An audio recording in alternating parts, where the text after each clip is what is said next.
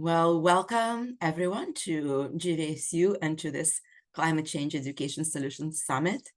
My name is Legendre. I'm one of the faculty at UVSQ. And for those of you who are not familiar with Grand Valley, we are on the western coast of Michigan. But first, I just want to situate us a little bit of where we are. So we are at Grand Valley on the land of Ojibwa, Ottawa, and Potawatomi people who formed the Three Fire Alliance, and this is their land. And we are here, we are just in the middle of Grand Rapids, which is actually standing on the land of Grand River Band of Ottawa, which is still not recognized by the US federal government, but it is a historical state recognized by the state of Michigan. So in Michigan, there are 12 indigenous nations recognized by the federal government, but there are many more who are still waiting for their recognition. Time-wise, we are in the middle of the Global Climate Change Week. Many of you are familiar with the GCCW, and this is an initiative that is coming from Australia, and it started in 2014 by Wollongong University.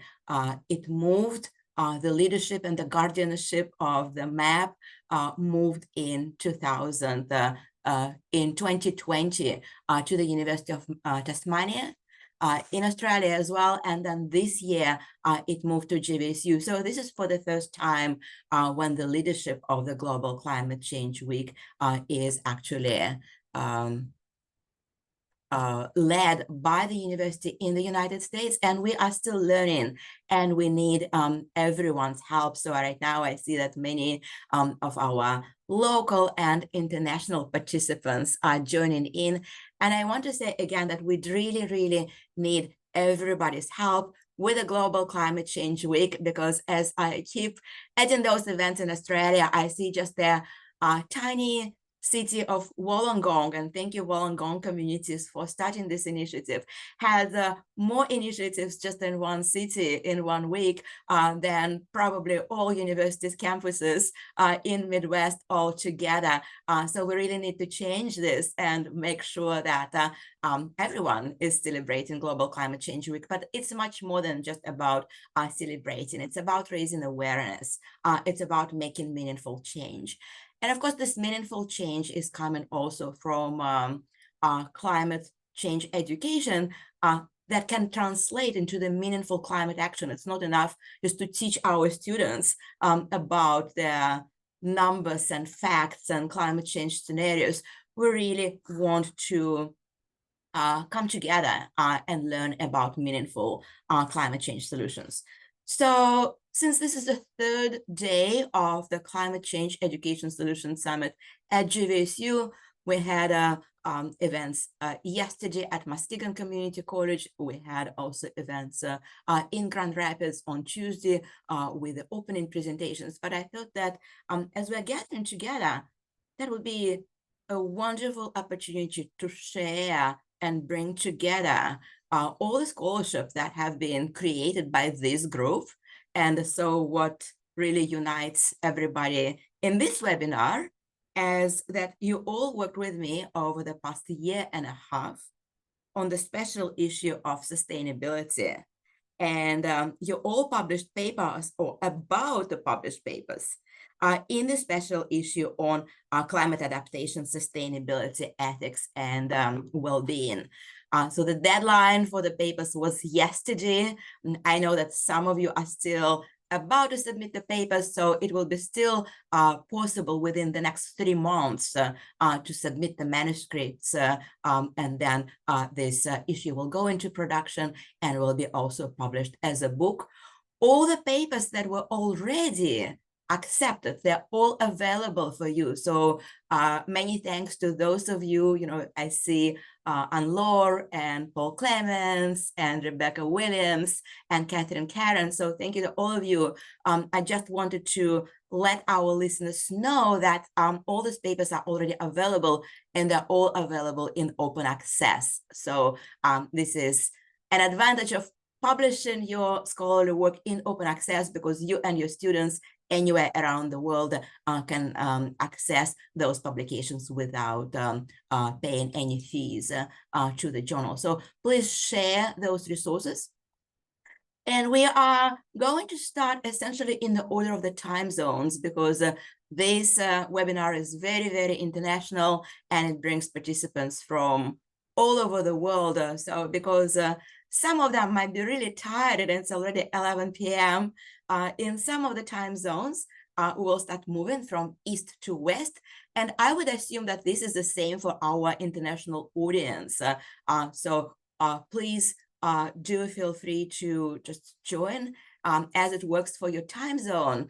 And I also want to highlight three more opportunities, three other sessions that are happening today as a part of the CCS, and they're all international. So I want to give a big shout out to our participants from the University of Tasmania, and especially for sharing your amazing MOOC on how to teach climate change.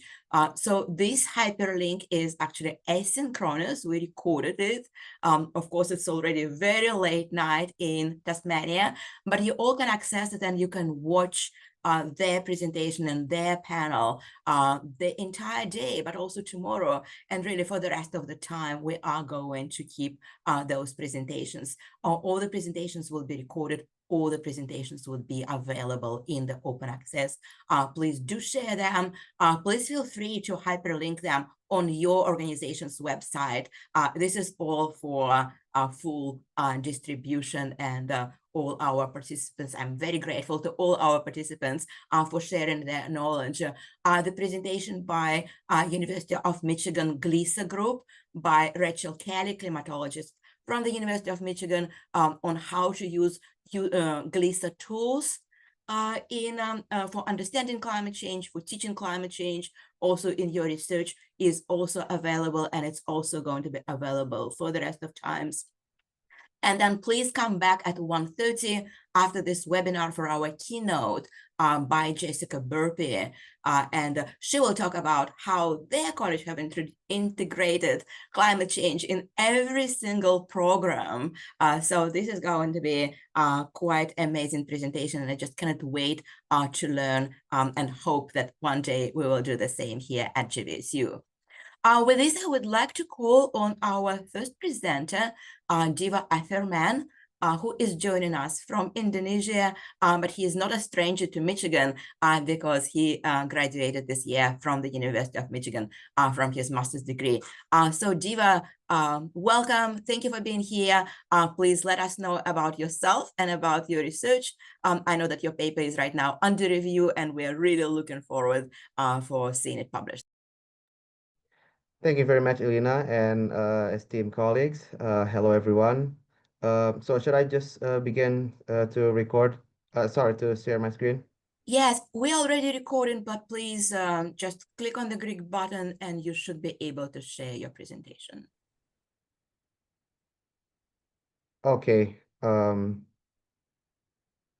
Hi. So hello, everyone, esteemed colleagues, Elena.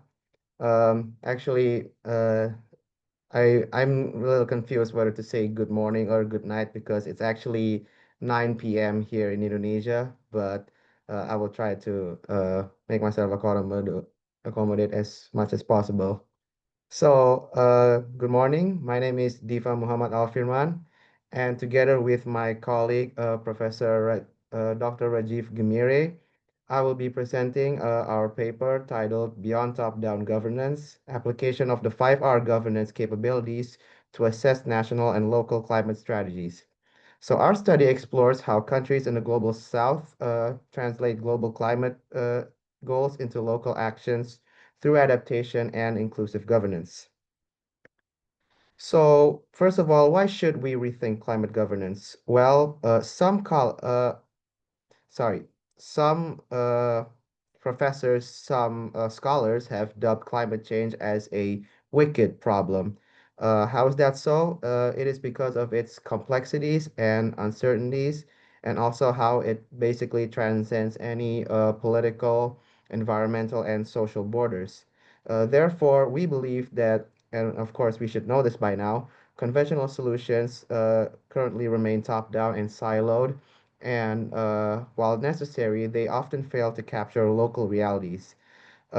Therefore, we feel that this will be not enough to address climate change challenges, and therefore resulting in communities being sidelined and adaptation outcomes becoming weak.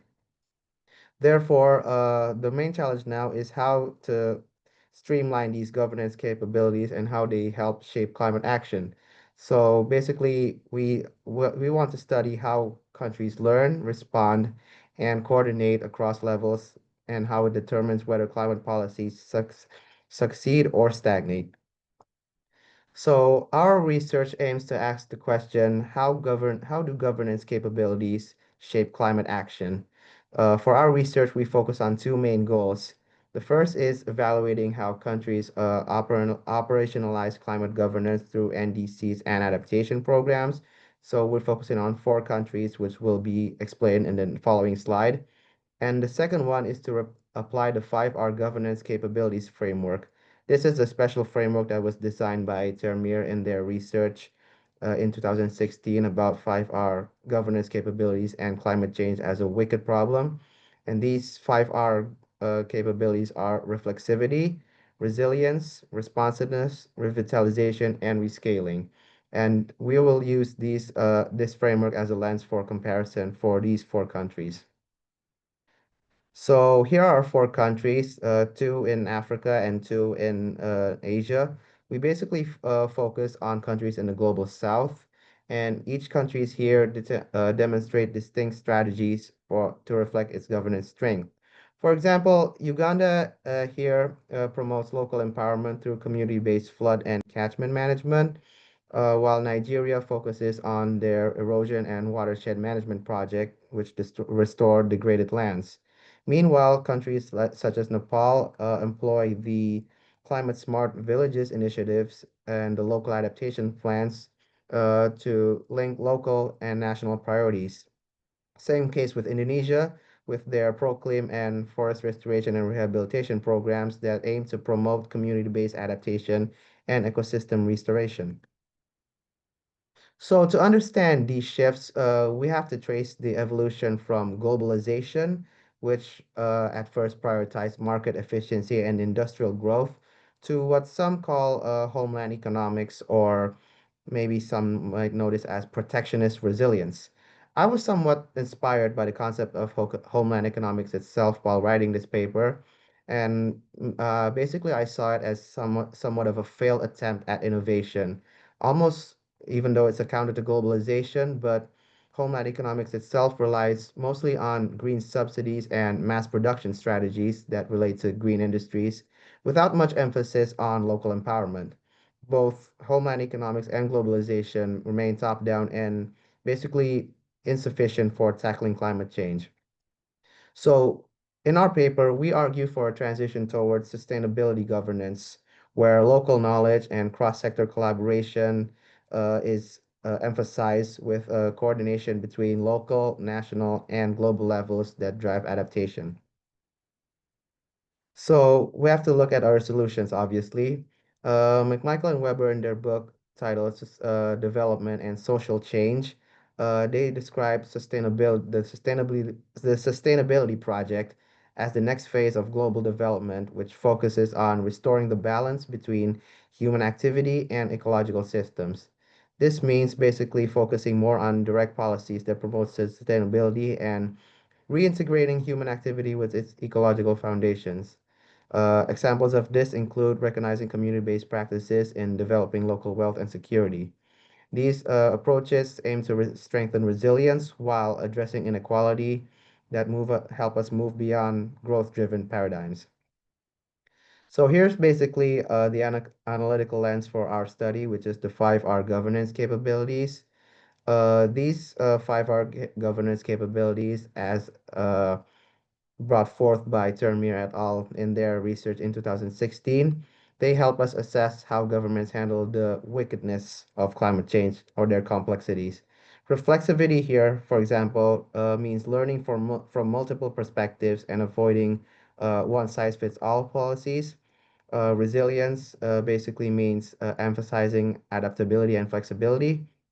Responsiveness addresses shifts and demands of attention, which climate change is mostly known to do. Revitalization revives stagnant processes and postponement through innovation. And finally, rescaling addresses coherence between local, national, and global levels. We use this framework to analyze each country's NDCs or national determined contributions, their SDG strategies, and adaptation fund programs. Oops, sorry. So for our study, we used a qualitative comparative analysis of secondary data, which consists again of each country's NDCs, SDG progress reports, and their adaptation fund project documents. The adaptation fund is basically like uh, programs that are sponsored by multilateral donors and organizations such as the UN, and each country has programs that are funded by this, which basically revolves around like ecological restoration and empowering local communities. Each country was then coded based on keywords linked to the 5R framework. For example, resilience includes keywords such as participation and resilience and also multi-level governance. So this basically our framework enabled us to identify which governance capabilities were most prominent in each context. So here was the result of our country case overview. Basically, the capabilities shown that were showcased by each countries can be seen in the second left column, while the key NDC strategies and programs, along with the adaptation fund programs, can be seen on the right. So our analysis shows that countries such as Uganda, Nigeria, and Africa rely more on more centralized or fragmented governance structures, which limit coordination. This is not to say that they don't have good programs, however. We just believe that their approaches are mostly government-centered, as opposed to countries like Nepal and Indonesia that demonstrate stronger, multi-level, and participatory approaches that integrate local voices. For example, Nepal's climate smart villages and also Indonesia's Proclim show how community engagement improves both reflexivity and resilience, uh, as seen in their programs. However, it is important to note that none of the four countries exhibit all five governance capabilities simultaneously and flawlessly. This just shows how complex adaptive governance in climate change really is. Sorry, one second. Whoops. Okay, so our discussion basically highlights that adaptive, locally rooted governance outperforms rigid national models. And so the problem right now with climate change is the lack of cross-sectoral approaches from the government itself. Meanwhile, we also believe that based on our research, integrating NDCs and SDGs can reduce fragmentation and create synergy, as seen in Nepal and Indonesia. However, one of the main problems is that either way, trade-offs remain inevitable. For example, growth versus equity or mitigation versus affordability. There's also almost always the question of whether to prioritize mitigation or adaptation. Ultimately, based on the programs shown in Nepal and Indonesia, for example, local institutions prove to be crucial to bridge the gap between government policy, and practice. They turn government commitments into basically community action, which embody the principle of thinking globally but yet acting locally. So, ways forward, governments must strengthen their multi-level governance through four key actions. The first one, of course, is empowering local institutions, like in Indonesia and Nepal, to lead adaptation. This, related to the 5R governance capabilities, could help in increasing capabilities, for example, related to reflexivity, for example, by institutionalizing participatory knowledge platforms. The second one would be to integrate climate goals and the SDGs within national plans. The third is to mainstream adaptation into development planning. And finally, something that is somewhat lost right now is to enhance intergovernmental collaboration and access to climate finance. This approach would essentially help us build a governance system that's adaptive, inclusive, and equitable. So our study is obviously limited because it relies heavily on secondary data. We did conducted no interviews whatsoever. And of course, since we use basically keyword coding, there may have been some interpretive bias in assessing these governance capabilities. We just used the keywords that we thought were correct. Maybe there's a better method out there that we should further assess. And for our future work, we should consider expanding our cases to more countries, perhaps, and maybe conduct field work and interviews to really capture like the on the ground practice of these governance dynamics. Finally, to conclude, we believe that sustainability isn't achieved through isolation, but through integration. So what's important here is linking local action with global solidarity. That's basically the central message of our study, that climate governance must evolve beyond borders and disciplines to be truly effective. That's all for me. Thank you very much for your attention.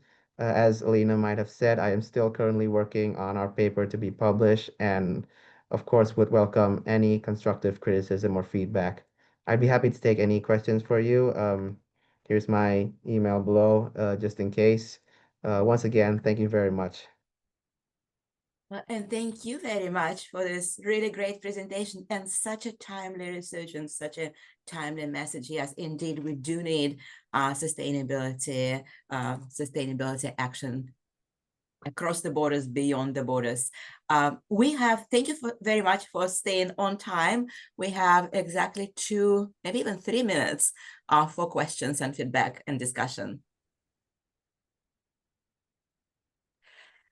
And for our audience, please use the Q&A. So the panelists, please just verbalize your questions. You don't need to type them in the chat, but for our audience, please send those questions through the Q&A.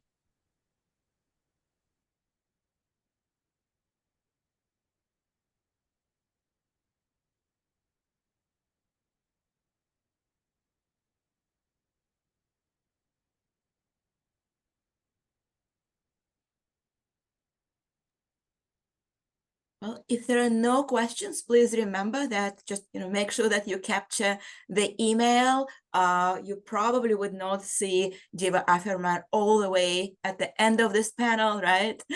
Because it's a fairly long webinar.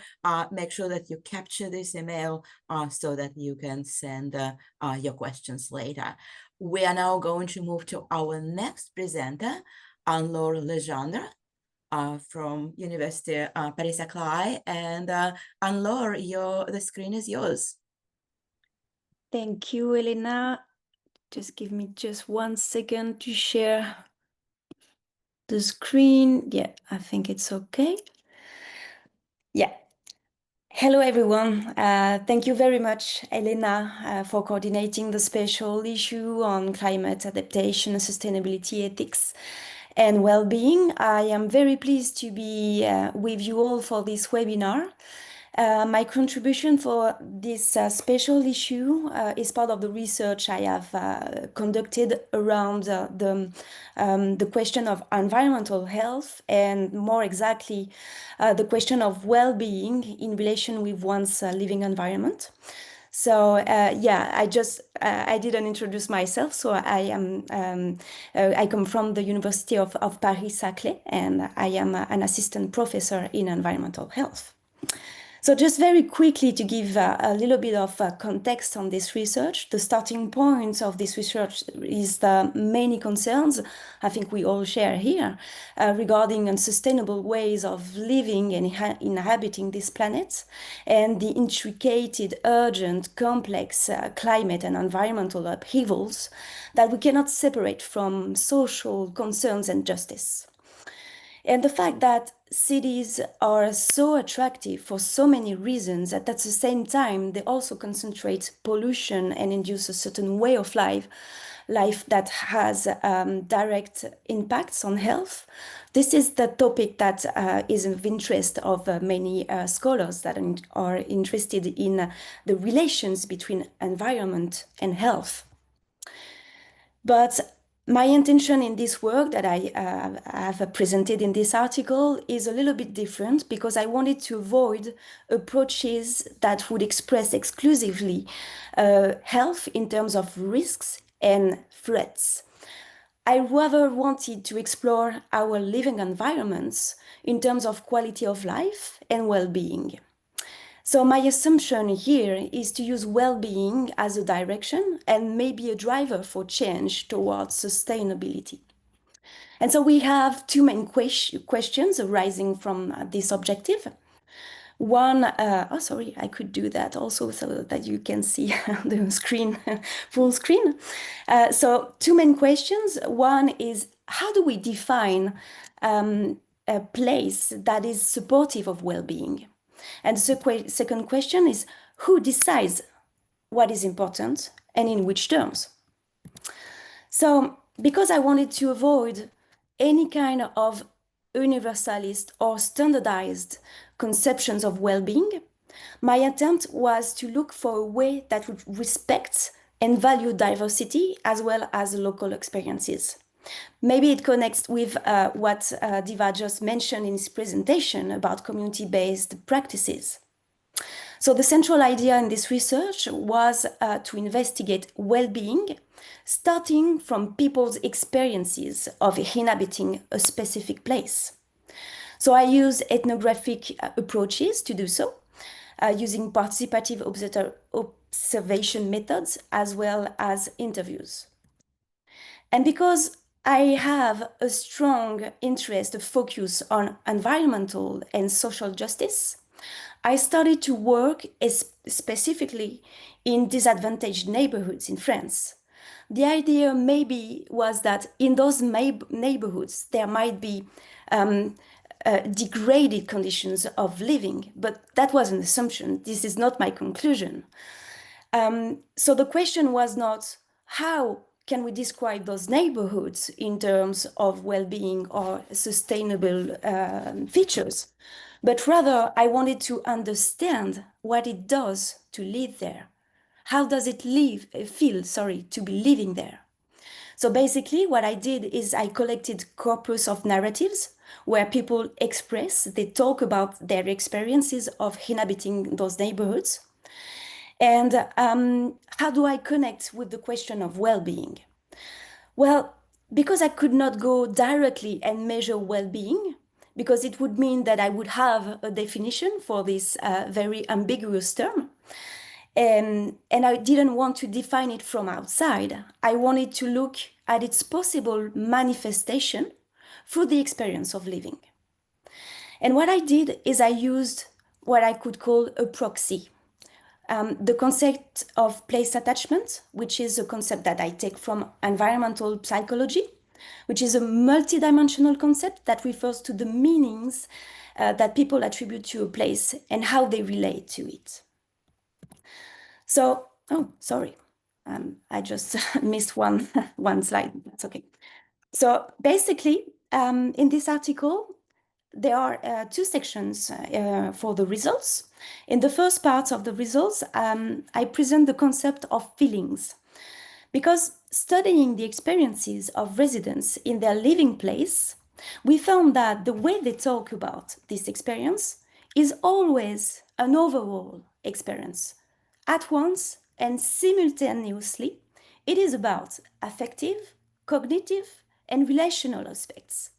It is also about aesthetics, symbolics, and it has to do with emotional bonds you have with the place where you live, whether it be through landscape or the things you do with people, with relatives, friends, or other people that live in the same place. So this is the reason I propose the word feelings to grasp this idea of simultaneous dimensions, the way of talking, of experiencing places. And I argue that this is a central result because it has consequences on the way we conceptualize places and the environment. It also changes the way we think of residents. They are not passive users of spaces that offer a set of functions or services. We are enticed to see them as agents, and understanding places through the feelings requires us to see them as agents. So second part of the results is the presentation of an heuristic device that is made of the different categories of feelings that I found in the research.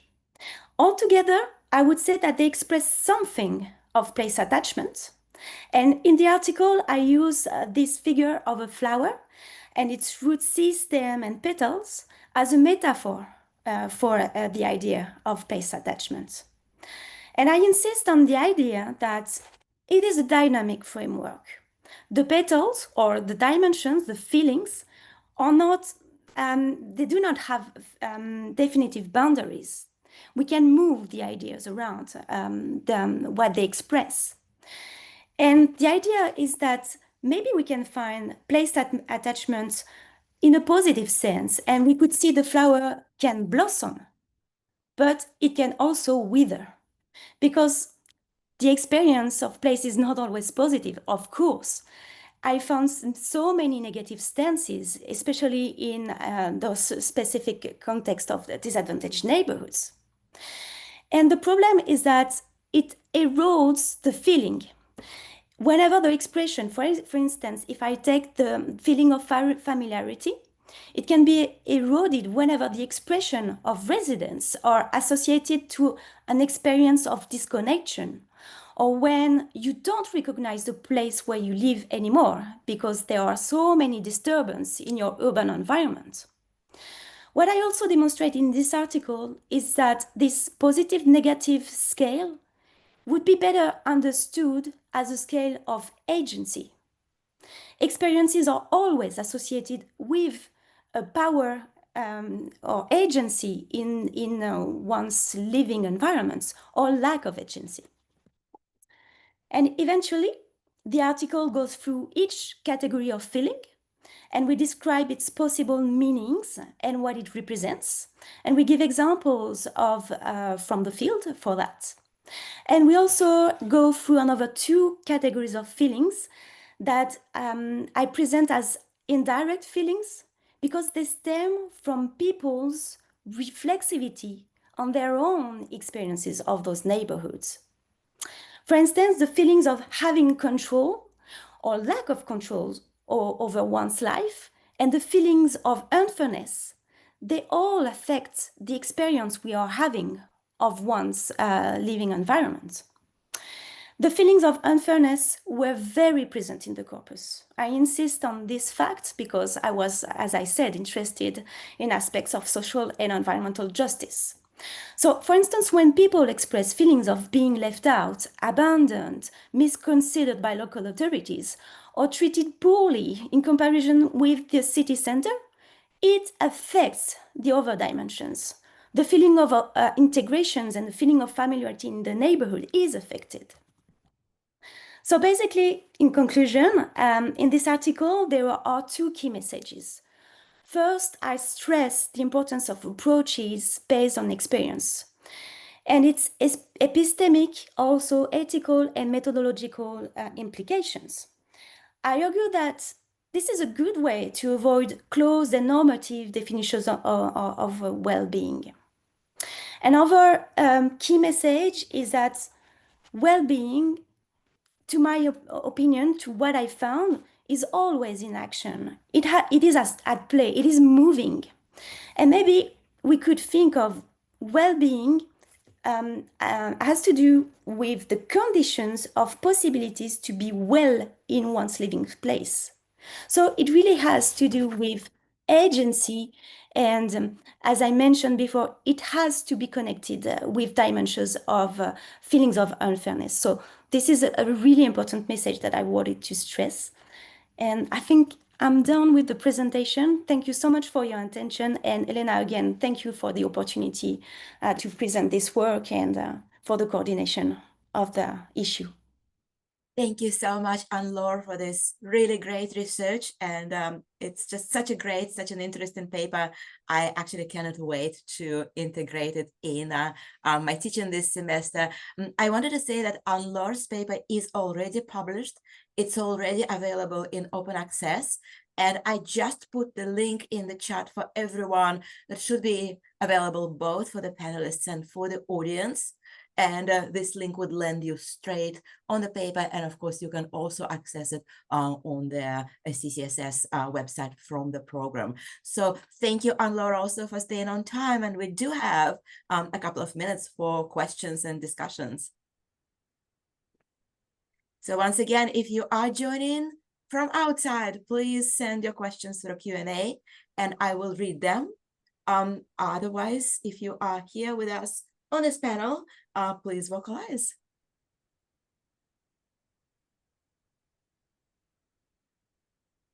And I do have a question. So of course your research is very much grounded in French experience, but the methodology could probably be applied anywhere worldwide, right? So like, do you have any advice for those of us who might be interested to replicate your research in different contexts and how it might be different in different cultures? Yeah, sure. Thank you for the question. Maybe I would say that, okay, so if I present in this article an heuristic device, it may look like a framework with categories that we could use to discover something about well-being in other places in the world. I don't see any kind of impediment or barrier to do so. But I would insist on the idea that it is not a rigid framework.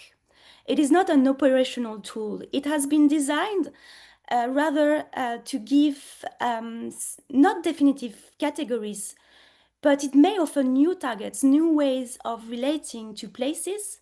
And I would give the advice to look at maybe some ethnographic approaches, because it means that I have been investigating this question through ethnographic approaches, methodologies, and opening to experience has been a very challenging work, because it challenges the conceptual framework with which I've been working, especially through public health.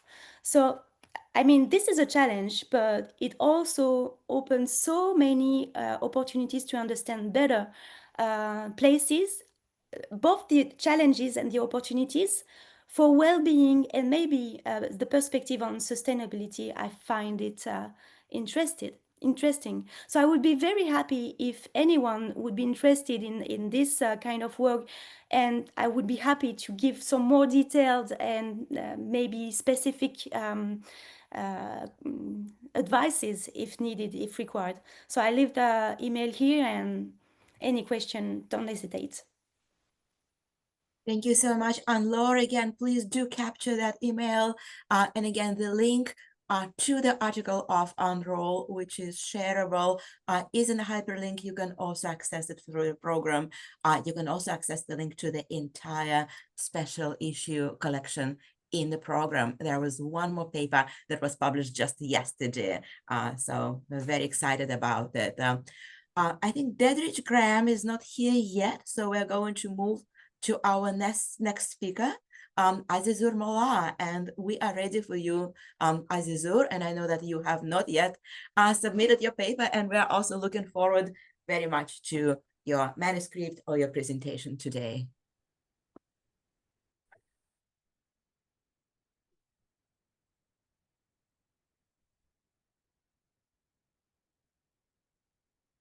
I'm not sure. Can you see my slides? I see you, but I do not yet see your slides. And are you sharing them? So if you go to share and okay.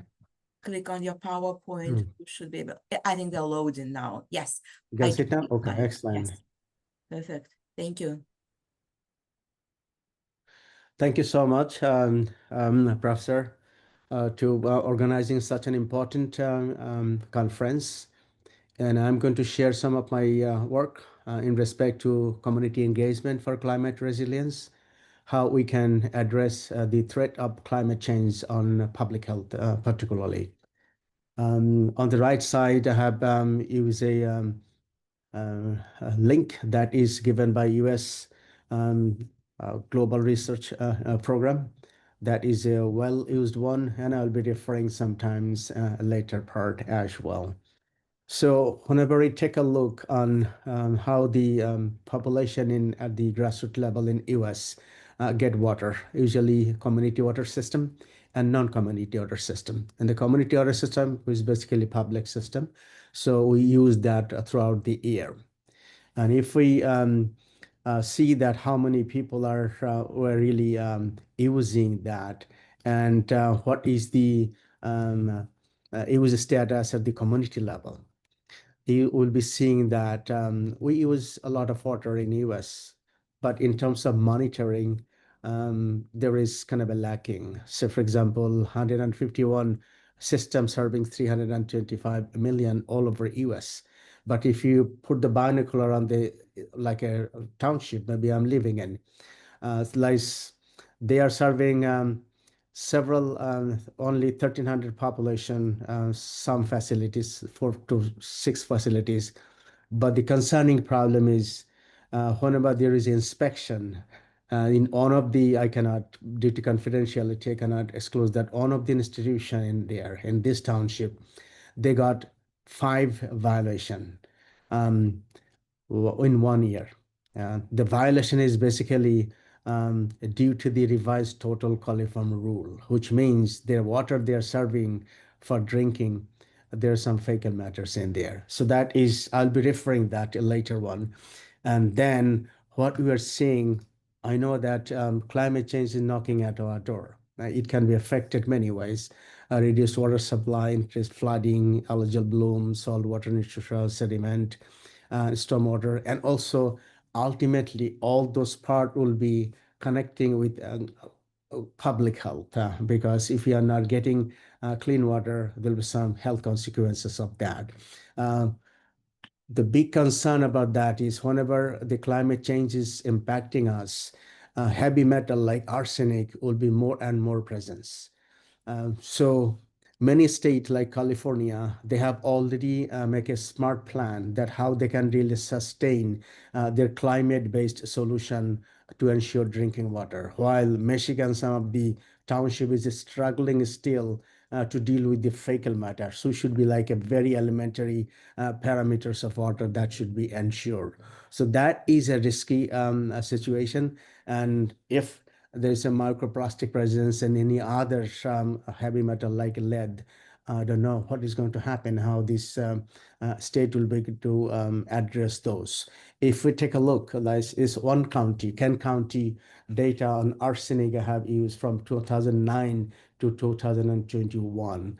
And what we are seeing in here, the average arsenic level is elevated level. So there should be like a 10 microgram per liter, but it is more whenever you see that average. So that it should be really assessed every year and there's some mitigation system. If the government, I know there's a lot of parts, shortage of stuff, but I think there should be a combined effort need to be addressed. Say, for example, many other states like California, they have been working that how they can really sustain their water supply system, addressing or targeting the climate change threats.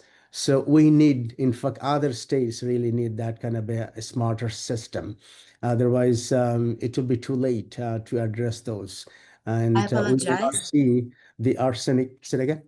I apologize. I think your slides are not advancing. Like I only see your cover slide. I didn't get you. I only see your cover slide. I was wondering if you want to move your slides. Okay, okay, I see. Okay. Thank you. Sorry for interrupting. I know. Oh, I'm sorry for that. Let me see then. Stop it and then share. I should share this one.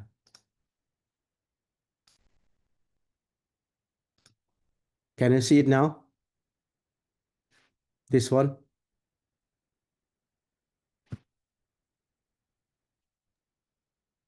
I don't think it's sharing right now, but yeah, now it's sharing. Perfect. Now Yeah. share this one, the cursor are moving. I'm sorry about that. Okay.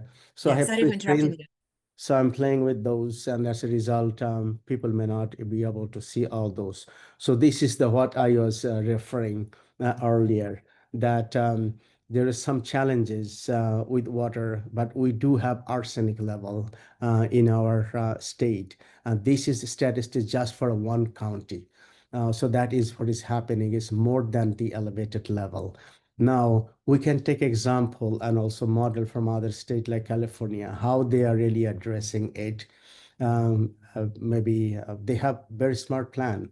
Their Department of Water Resources, that how they can sustain the water resources program in there. So what we can do, I know that there's some, particularly currently, there's some shortage of staff, the grant cut.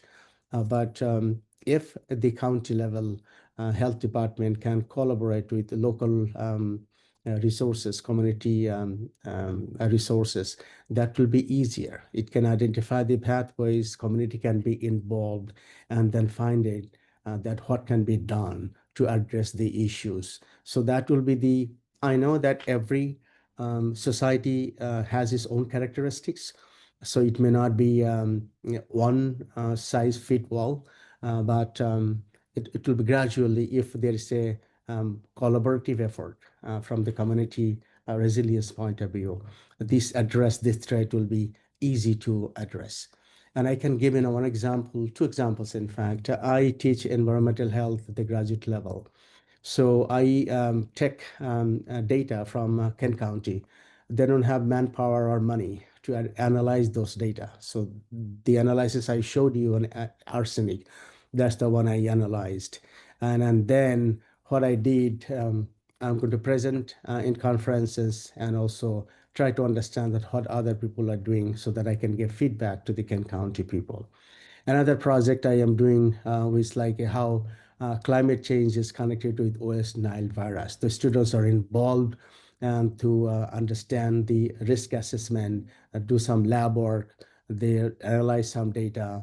At the end, how they can really promote education among people so that we can reduce the prevalence of West Nile virus. So this, you can see this kind of a infographics is very, very helpful at the community level. And also there is a podcast so that people can understand easily.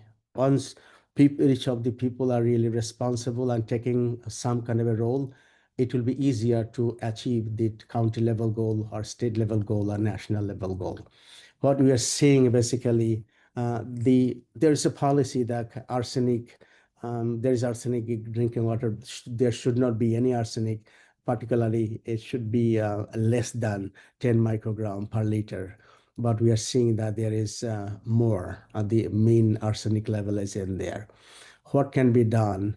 I know the county level don't have any manpower even to collect the water sample.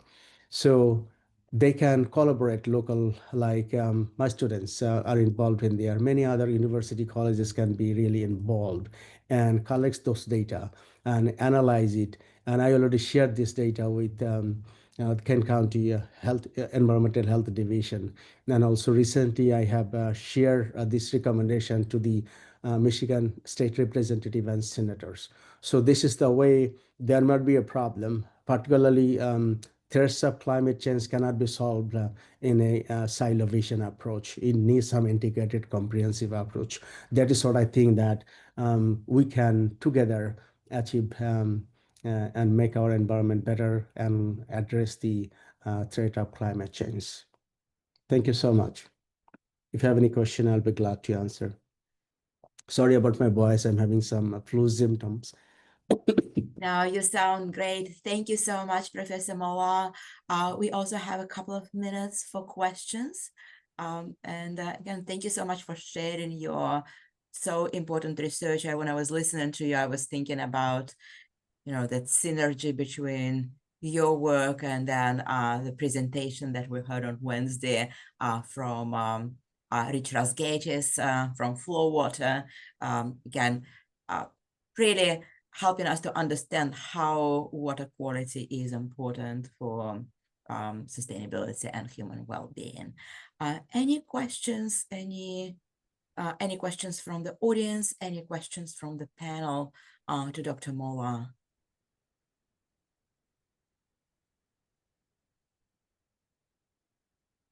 Also, before we move to the next presentation, I just shared in the chat the hyperlink to the entire special issue.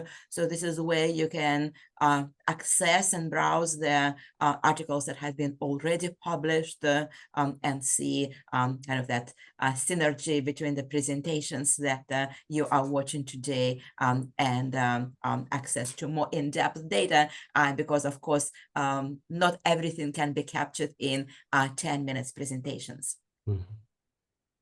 So unless if there are questions, we are going to move forward now to Rebecca Williams. Rebecca, could you please introduce yourself and feel free to share your slides. Hello, everybody. I'm excited to be here today with all of you. My name is Becky Williams. I'm a professor at Grand Valley State University, located on the ancestral and unceded territory of the people of the Three Fires. And today I'm going to talk a little bit about a concept called critical hope and how I came to conducting my research on critical hope as a way of thinking about, a way of shifting the way that we approach climate change in the classroom as well as in our research. So my 10 minutes is going to be a little bit more of a story than it's going to be hard evidence because my paper was a perspective paper. So basically, this started off when I was assigned to teach a class on wicked problems of sustainability. And so I found myself in a situation where I was trying to figure out how to teach about extraordinarily difficult to solve environmental problems, those that actually may not be solvable, and do that with undergraduates when I had also recently read the 2023 climate change synthesis report, which threw me into a bit of a despair. And so I found myself standing in front of my classrooms of students trying to figure out how to handle the big changes from the previous report to this one in the way that the IPCC has been reporting on the actual status of climate change. And especially like these quotes that we have on the screen, like our world needs climate action on all fronts, everything, everywhere, all at once. And also the knowing that in the current global political climate and in the climate in my own country, in the United States, that we are very unlikely to meet the goals that we have set. And then the result of that in terms of what is coming down the road. Well, my students feel very similarly. I gave them an activity at the beginning of the semester just to draw how they were feeling about the status of climate change. And this is what my students drew. And this is just in one of my classes, and it's something that I see very often when I do this activity in the past few years, that almost every single group that you see on the screen drew a world on fire. And the research actually shows that young people are experiencing, just like all of us are experiencing, a lot of complex emotions around the climate crisis.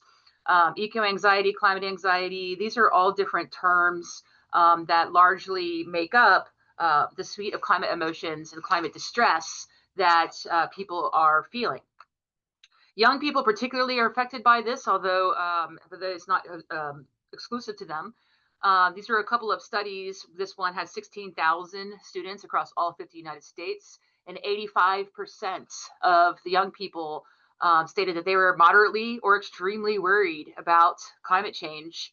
And I thought that was really interesting that 43% said that it impacted their mental health, and almost 40% said it affected them on a daily basis. There was a similar study by Hickman, 10,000 young people across 10 countries. And it's really, again, interesting that the results are almost the same as in the US study in terms of around 84% of young people being extremely or moderately worried about climate change. Well, because of that, there's a couple of things happening in the classroom. Most of us as climate educators have been trained to try to stay unbiased and present information from a very objectivist perspective. But a couple of things are occurring in the classroom as a consequence of that. Young people essentially not talking about climate emotions in the classroom and restricting it only to scientific information is leading to some big issues like lack of engagement, straight out avoidance. A lot of times instructors feel like they have to stick to only positive emotions and only show what is happening that is going well, or look on the bright side, or look at all the ways in which we can do things and save things, and all of that is extremely important. But by not talking about all of the negative emotions, we end up with students who are unable to engage with the uncomfortable emotions associated with current environmental realities, or to harness the potential of negative emotions for generating the required radical change. So we aren't doing our students any favors by not talking about the complexity of our emotional response to the climate crisis, particularly now, when we know that we're going to have to train students to be able to handle and address really complex situations in the future that we probably haven't imagined today. So this results in a lot of coping mechanisms. Protective distancing, we see, especially from instructors and researchers, this separation or compartmentalization between your work and your home life or other aspects of your life. You try not to let them cross over. Sometimes there's outright avoidance, even on the part of educators and researchers, because of the having to leave those stressors at work and not engaging with how something like climate change is actually impacting at home as well. Loss of engagement, inaction, and so on. And so I started trying to figure out how I could prepare my students to address and be resilient in the face of climate change in terms of their own emotional well-being. And I came across this book by Dr. Kari Grain, Critical Hope, How to Grapple with Complexity, Lead with Purpose, and Cultivate Transformative Social Change. Kari's work is grounded in Paulo Freire's work. If you are unfamiliar with him, he was a Brazilian educator and activist who really did an amazing job of reframing education for impoverished and oppressed peoples. He wrote a book called Pedagogy of the Oppressed, which actually forms the basis of my own teaching strategy. And this work that Kari put together is also based in feminist thought and anti-racism scholarship and indigenous scholarship. And so I was really taken by this book because she did such an amazing job of bringing together all these different fields of study to understand what hope actually is and how it can function and how it has to function in order to be sustainable. So I'm just going to briefly run through these because we don't have much time, and I really recommend that you get the book and read it. But there are 7 principles that Kari talks about. The first is hope is necessary, but hope alone is not enough. So essentially, it's great that we have hope and that we are optimistic and that we believe that we can affect things, but hoping for that is not enough to make it happen. Critical hope is not something you have, it is something you practice. And so this is including thinking about the way that we show up in the world around us, what our gifts are that we can actually bring to the table, how we can leverage our skills. And it is an actually praxis. So not only do we have to get involved, but we have to reflect critically on our involvements in terms of climate activism. The third principle is critical hope is messy, uncomfortable, and full of contradictions. And I think that this is something that we're going to see more and more as time goes on and the climate crisis plays out. And we see that there are going to be trade-offs and really complicated decisions that have to be made. And even just within small groups that are addressing these issues, it can be messy and uncomfortable and full of contradictions. Principle hope number 4 is critical hope is intimately entangled with the body and the land. And that means literally in terms of how your body responds to these stressors, and whether or not an individual is able to handle those emotions in a way to channel them into positive action, versus when we get overwhelmed or burned out or any of those other things that then prevent us from being able to actually contribute in a meaningful way. And also in terms of the land and one of the big things that Dr. Grain talks about in her work is the importance of getting involved locally, even if you have a global mindset, because it's that tangible local thing that you see on a regular basis that you can actually influence. Critical hope principle number 5, it requires bearing witness of social and historical trauma. I have a picture up here of Indigenous peoples at Standing Rock, which was a fight for Indigenous rights over a pipeline that was going from Canada into the United States. And we have a long and complicated history with Indigenous peoples in the United States. And that history and the trauma around that has to be a part of this conversation, just like colonialism and imperialism does, capitalism does, and these other oppressive systems that we still have in place. Critical hope requires interruptions and invitations, inviting people into these conversations, and also being able to handle when things go awry or when somebody does not agree with you, and how do you actually speak to and communicate with people about the climate crisis. Critical hope 7 is anger and grief have a seat at the table.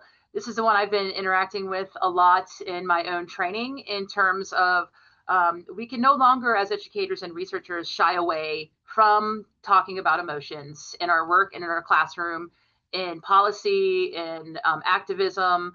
For a long time, we have kept those things separate in order to remain impartial, as we're asked to do often as educators and researchers. However, the reality is that we are also experiencing this in real time. And we are experiencing these emotions ourselves. And my research actually even shows that a study done with the IPCC report, or IPCC researchers themselves, 60% of the IPCC researchers are extremely worried about the status of climate change, and about 70% of them do not believe they believe that we're going to hit 3 degrees Celsius by 2100. So even the researchers who are telling us how to address the climate crisis are also unsure that it's going to be possible. So in the classroom, I try to help students create a praxis of critical hope by teaching them about critical hope and also about systems thinking. So in my class at the beginning of the semester, my students were given an assignment to write an essay about hope. And every single student that I had in this class wrote something along the lines of this. I feel like the words hope and future contradict each other. And that was really kind of scary and alarming for me in terms of the emotional well-being of my students, that they are actually not handling the climate crisis well. They are extremely worried, and it does impact their daily lives. So over the course of the semester, we went through a series of practices. Students were assigned a semester project where they had to get deeply involved in volunteering or some type of direct action. They also had to spend time working on developing positive mental health coping skills. So we call it our column A and column B activities in the classroom, because they could choose from a list of options or propose their own options in order to work on their mental health and or to get involved. We also talked about climate grief in the classroom. We did quite a bit of consciousness raising around systems and how systems of oppression have led to the climate crisis, and how to unpack those systems in order to create a more just and equitable future. And then we also did some very practical things. We took field trips so that the students could see the land around them and get directly involved in what the climate crisis and other associated crises, like the plastic crisis, or really what we call the poly crisis, so that they could actually see what that looks like in our own community. And then we took a deep dive into our own food system at GVSU as illustrative of a wicked problem on our own campus.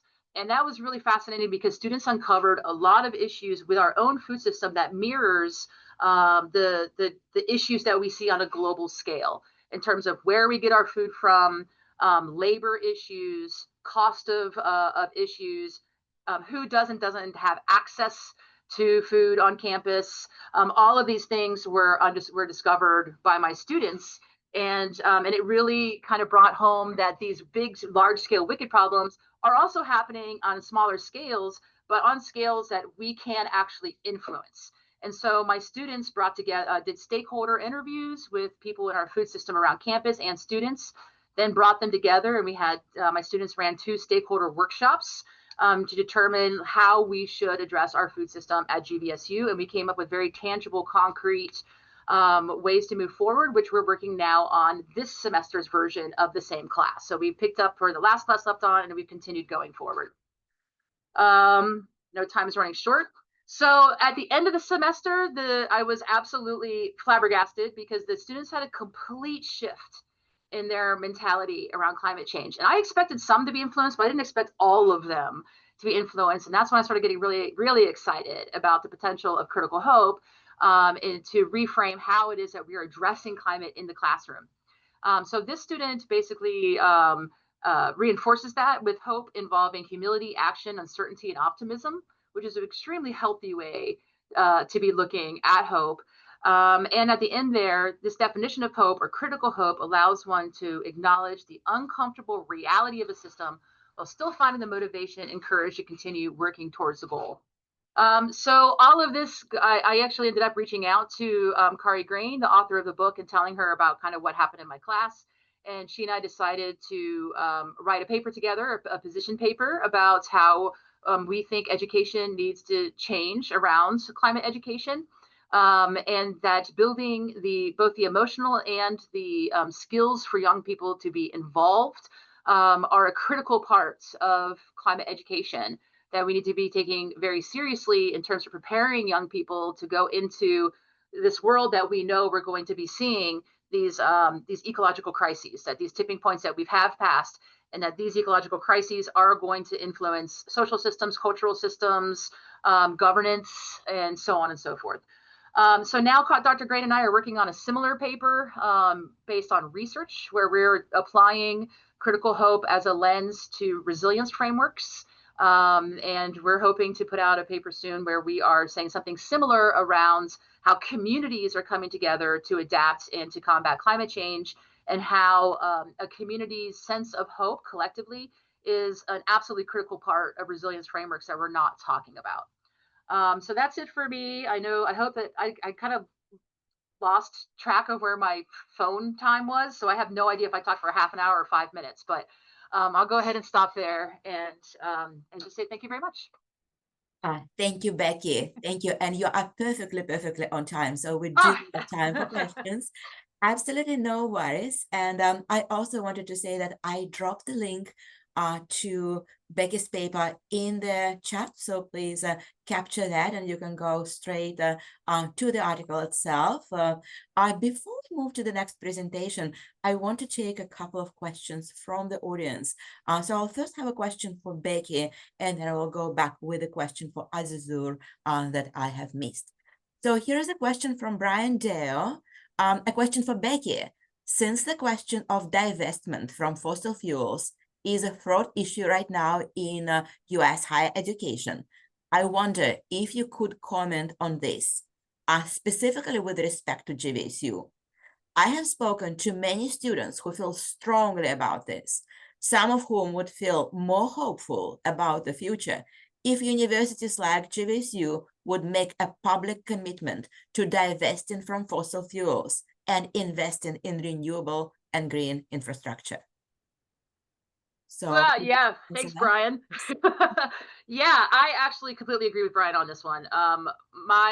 We decided, when I was deciding on how to build this particular class where we're looking at food systems, what was most important to me was finding an issue that was very personal to the students, and that did mirror what we were seeing on a grander scale.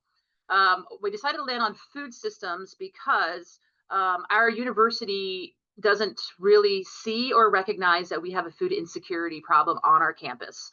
They have actually said to our food bank on campus that, you know, they don't think that we actually need them, which we know, those of us who are working on our campus, we know that we predominantly draw first time ever in any college students. We draw from poorer neighborhoods and we draw from marginalized communities. So we absolutely have a food security issue on our campus.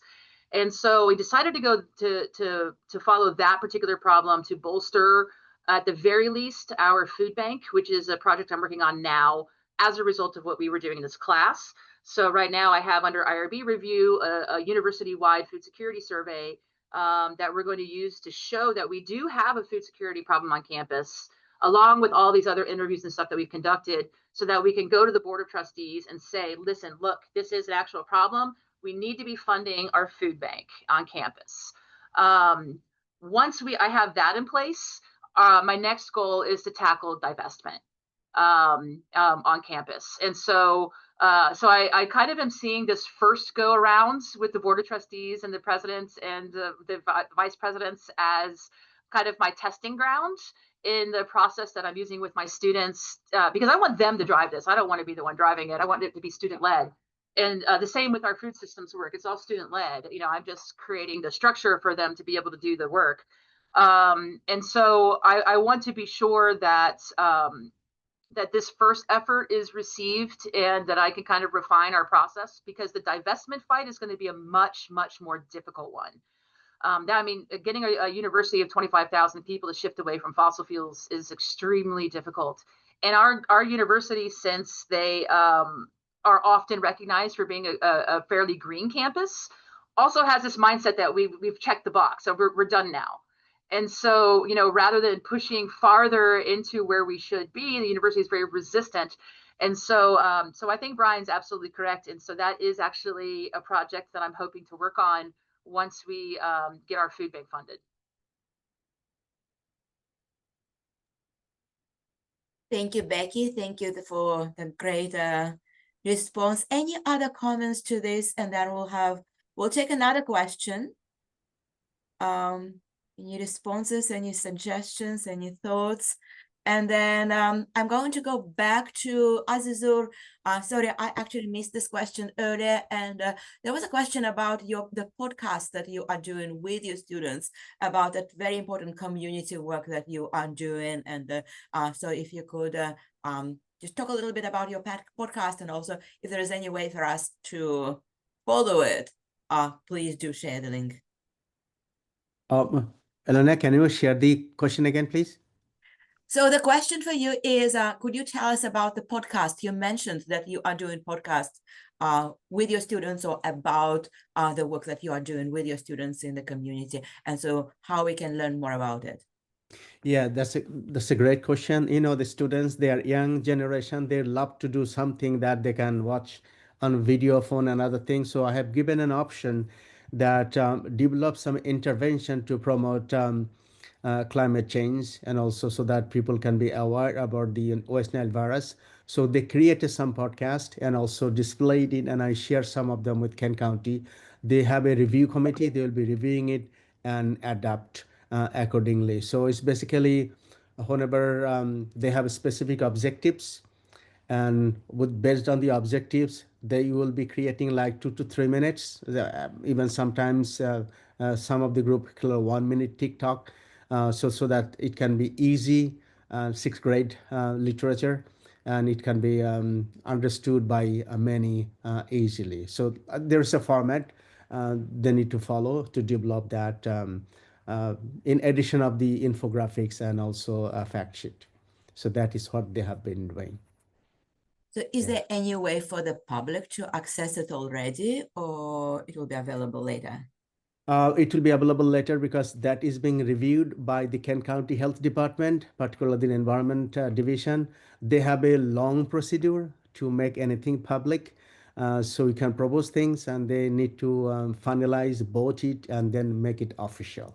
So that's the way we are moving forward with that. Thank you. Thank you so much. Well, I look forward. I hope that we will be able to follow more your very important work in the community.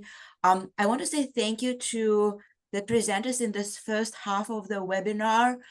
We are slightly more than half away with 4 more presentations to come. So we are going to have a very short coffee break. It is 11:15 right now on Michigan time. We will come back at 11:25 with a presentation by Lauren Westerman. And I will say in a few minutes, I will just pause the recording, but we will stay on the same link, and I'll hope to see you very soon.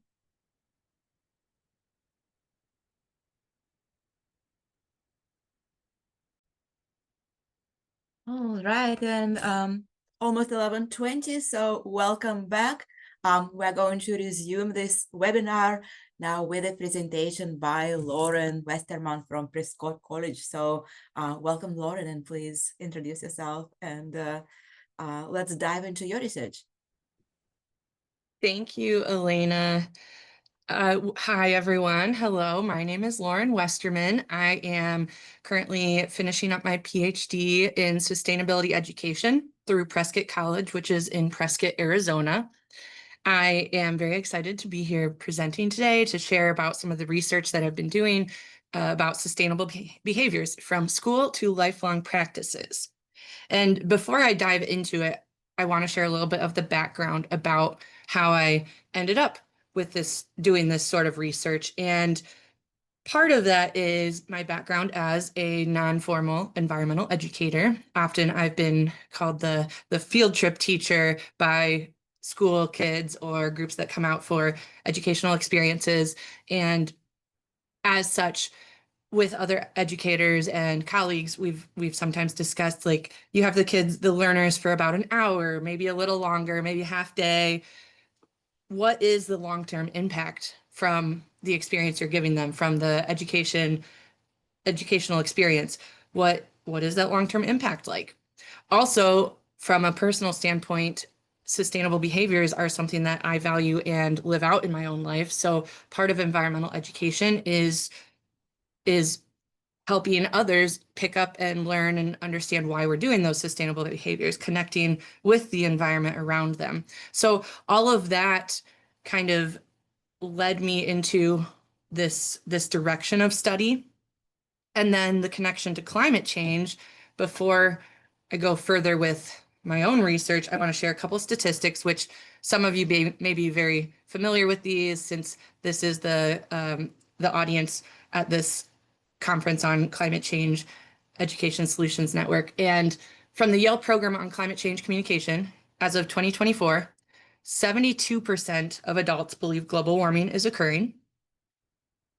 61% believe citizens should be taking more action to address it. So more and more, we are hearing about environmental impacts on the news, forest fires, flooding. You may even be experiencing impacts from climate change in your own personal life, at your home, around you. So 72%, almost 3/4 of adults in America believe global warming is occurring.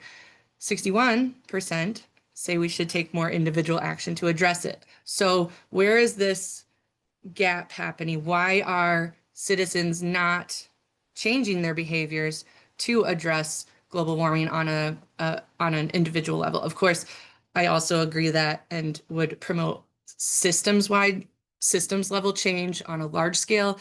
But as an individual, I'm always thinking, what can I do personally in my own life? So where is this change that, if our behaviors aren't changing, but we think we should do more to address it, what is happening here? And I'm thinking about it from an educational standpoint. So thinking through this, human-induced climate change, ongoing, continuing, calls for individual behavior change. Okay, we're doing some of it, but habits are hard to break. Why are we not doing more of it? How can you approach behavior change through education? There are studies on behavior change that approach it through education. Specifically in the realm that I work in and am studying, I'm interested in how environmental education in the formal school setting could be used to help move this behavior change forward. So rather than changing behaviors later in life, what if sustainable behaviors are learned early on?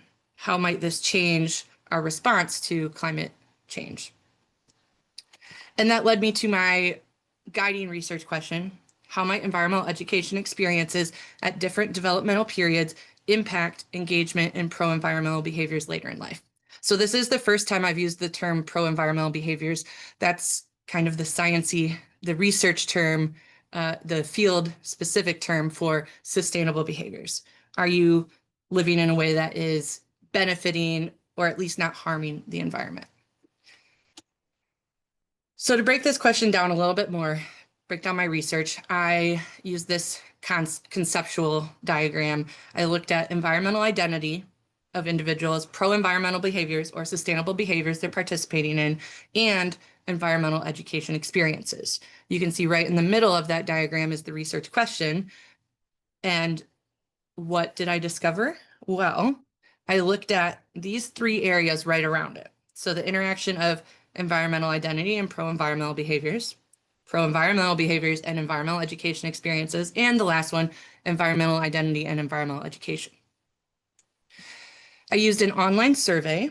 There were 4 separate parts to it. The revised environmental identity scale was already developed, and that kind of gives you a snapshot of where someone is as far as what they believe in, how they relate to the environment.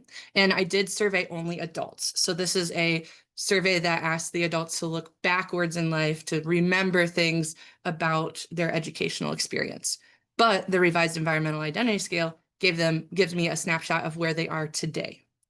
The recurring pro-environmental behavior scale, that also is a snapshot of how they're behaving, what they're doing in their life sustainably today. And then the environmental education experiences, that was the part I developed to ask more about the impact of past experiences and what grades were those experiences in. You can see in a screenshot of one of those questions. So from pre-K to kindergarten, how much impact did those environmental education experiences have on how your sustainable behaviors today? And then please briefly describe it. Demographics was also asked, as always, just to because then you can look for trends that way. And then all of this was followed with opt-in focus groups to continue the discussion. What did I find in this survey? We'll start with that environmental identity and pro-environmental behaviors section.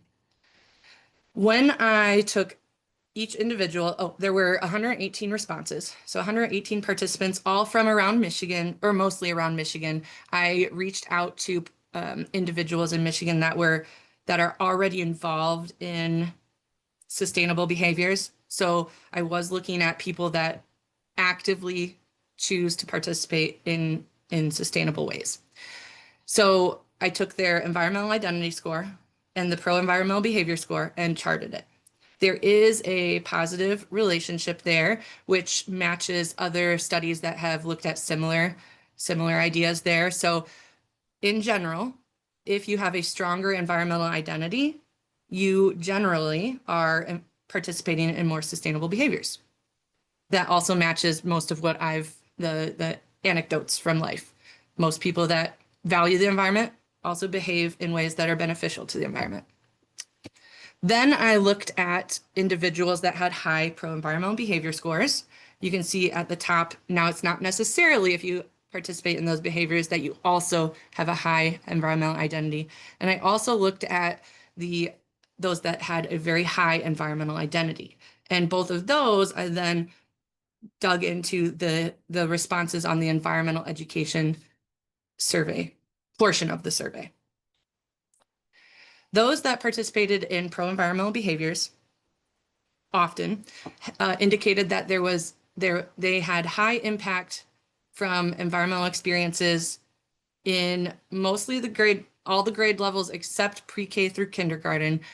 A lot of those responses were could not remember or very low impact. Now the highest impact grade levels were 1st through 5th. And well, I'll come back to that in a second after this next one. When we look at those that have a strong environmental identity, so this is the first one, the pro-environmental was the ones on the top of the chart of the graph, and then the ones on the far right, the strong environmental identity. Again, 1st through 5th grade had the majority or the most respondents. The majority of respondents said that that was where the highest impact from their environmental education experiences were. Pre-K through kindergarten, another theme was, again, could not quite remember or minimal impact.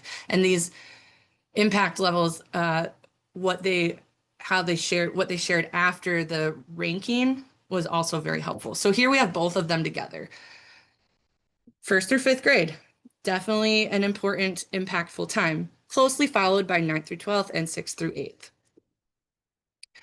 A few other trends that emerged as I looked at what was written, what the participants shared about these high impact experiences, one of which was looking at who was mentioned in the environmental education experiences. With the younger grade levels, often family members were mentioned. Family members of all sorts, parents, teachers. Can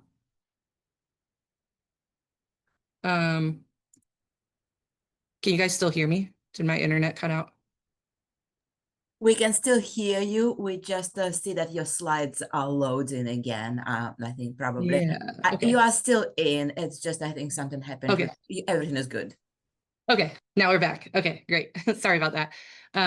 So it moves from family member influence, and then you see more teacher influence, and friends were mentioned once for 9th through 12th grade. As far as these are still referring to formal in-school environmental education experiences. Another trend that emerged was where these experiences were happening or how they were happening. Was it in the classroom where typical lessons and classroom or schooling happens, or was it in a less normal environment outside of the classroom, maybe outdoors, maybe at a field, out in the field, maybe at another indoor facility, but outside of the school at least. So it did seem that especially in those younger and middle grades, field trips were frequently reported as impactful memories from these participants. In high school, I do wonder if there's so much the high impact experiences were in the classroom, if part of that could be that high school groups generally don't leave the school building or have as many field trips or experiences outdoors, but that would be to dive in more later. So what now? These were some of the preliminary results from my research, and it's gotten me thinking about a lot of things. One of the trends, of course, is that pro-environmental behaviors or sustainable behaviors increase as one's environmental identity increases. So how can we think about, yes, the environmental identity increases, so you're doing more sustainable behaviors, but what is causing that? So that's where I went with, okay, let's look at environmental education experiences. Of course, with a limitation of the study, behaviors overall are not linear. So you can't just say, well, they had this one field trip. Of course, they're going to be conserving energy and biking everywhere and living sustainably. It's not that simple, unfortunately. But with these three themes of 1st through 5th grade environmental education experiences were frequently referred back to. Family influence transitions to teacher influence, and a lot of the impactful memories were from outside of the classroom. How can we incorporate that in? Of course, again, with limitations, 1st through 5th grade environmental education experiences were referred back to. That doesn't mean that the other grades were not impactful, because I would highly support environmental education being throughout the formal school system. But so future ideas to look into what made this 1st through 5th grade period so impactful, and would that be an ongoing trend with different populations? The family influence to teacher influence. Do we give our teachers enough resources, either to teach about environmental education, to incorporate things into their lessons, or to allow them to take their students to these experiential learning things outside of the classroom? And then how the outside of the classroom is school. Does the curriculum, do the administration, does it support creative teaching like that? So all things to think about. I might have left myself with more questions than answers at this point, but it is really encouraging to see that environmental education experiences are memorable and do make an impact over the long term. And there are people out there practicing these sustainable behaviors. So we're not alone in our actions as we work to make this world a better place. Thank you so much for allowing me to present, and that is my contact information. And if you want to reach out or discuss any further, I am more than happy to do so. Thank you. Thank you so much, Lauren. It's really exciting to see the alignments of the message in this session when I'm thinking about your research and the research that Becky shared with wicked problems of sustainability with her students, even though those are students of different ages. And then I'm also thinking about the community-based research that Anne-Laure shared earlier today. I am really excited to see how we address these very important questions from multiple angles. So I have actually the same question for you as for Anne-Laure, who did her research in France. You did your research in Michigan, focusing on K-12 education in the United States. Thoughts, given though, sorry if I'm kind of taking you out a little bit of your methodology, but what are your thoughts, Lauren, about how your findings in Michigan transcend the borders? We started with the first presentation by Diva from Indonesia, saying, look, we really need to think about sustainability beyond the national borders. So how we can take your research at the global scale? That is a very, very interesting question, especially because when I was using the recurring pro-environmental behavior scale in my survey, there was a question on there about how often do you drive, I think it was under 55 miles per hour. So first of all, it's mentioning miles per hour. Second of all, it's a pretty slow speed. Like even the highways here in Grand Rapids, you're over 55 miles per hour. But so it does have parts of that recurring behavior scale are very much place dependent. So it would be interesting to think about like what are the sustainable behaviors that are common in Michigan, which I did feel like the survey was relatively matched pretty well with what I know of for the local area. But what is common overseas? One of the professors on my committee is from France and living in England right now, and she's so like the community there has a lot of different, well, not necessarily, there's still like commonalities, but it's maybe more common to, in a lot of European countries, to me, when I travel there, at least, it seems like it's more common to use public transportation than a lot of our American cities where it's very much drive your own in your own vehicle, sometimes a very big vehicle. So I think there could be some changes with what recurring behaviors you're looking at. As far as beyond that, I think it would be, I would hope to see some similarities that no matter what the common behaviors are, that the more someone connects, has that environmental identity, that the more behaviors they would participate in benefiting the environment. And then it could be that the school might or might not influence that, because I don't know that much about how school experiences work in other countries or overseas. So that would not only the behaviors, but what does school look like overseas would be very interesting. Thank you so much, Lauren. We have probably time just for one more question. If there's any quick burning question from the audience, please do send your questions for the Q&A. If you are thinking about your questions later, we can come back at the end. And again, you have Lauren's email on the screen. If there are no immediate questions, we are going to move forward to Kate Karen. And Kate, you are very welcome to start sharing your slides. Usually I do not introduce the speakers, but I am going to introduce Kate just because she is also my co-author and she is also a very recent UVSQ alumna. And it was a really great privilege to work with her actually on two papers that are a part of this issue. So there's another paper on climate adaptation planning in Michigan cities that Kate co-authored with 5 other students. So there are multiple co-authors on that second paper that we are not presenting today. Kate is going to talk about ethics as a missing link between human happiness and environmental sustainability.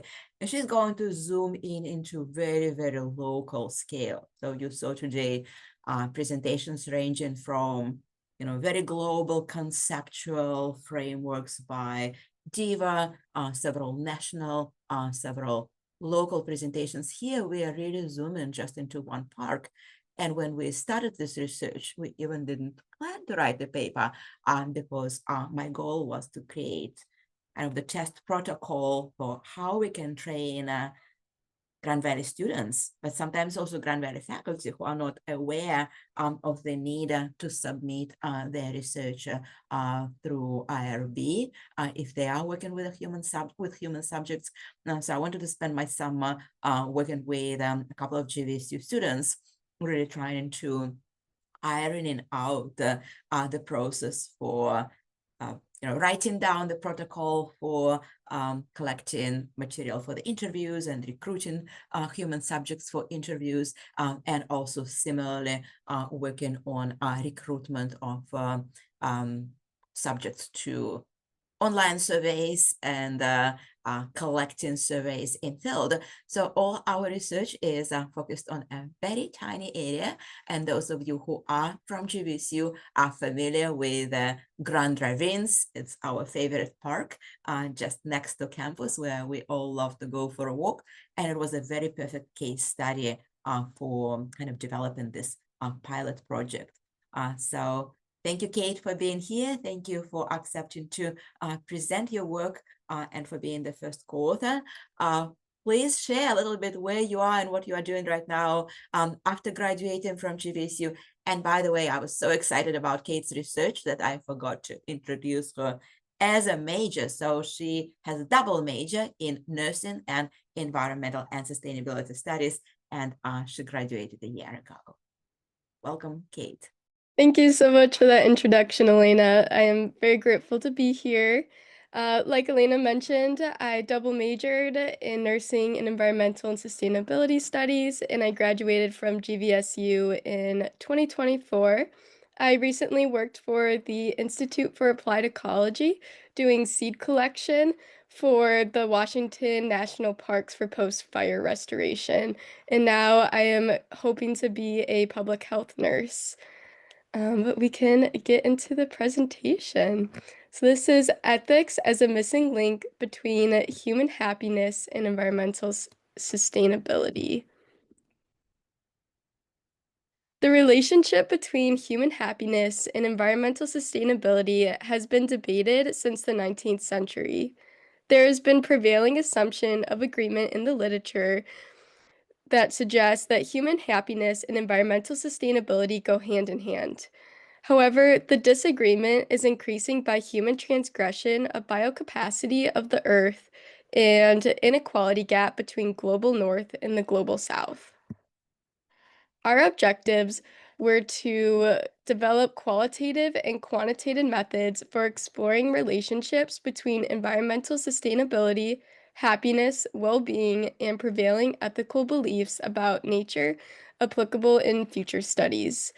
And secondly, to generate preliminary insights on the happiness ethics sustainability nexus based on a small community scale dataset, including transcribed interviews and surveys, supplemented by bibliographic data and field observation of access to nature.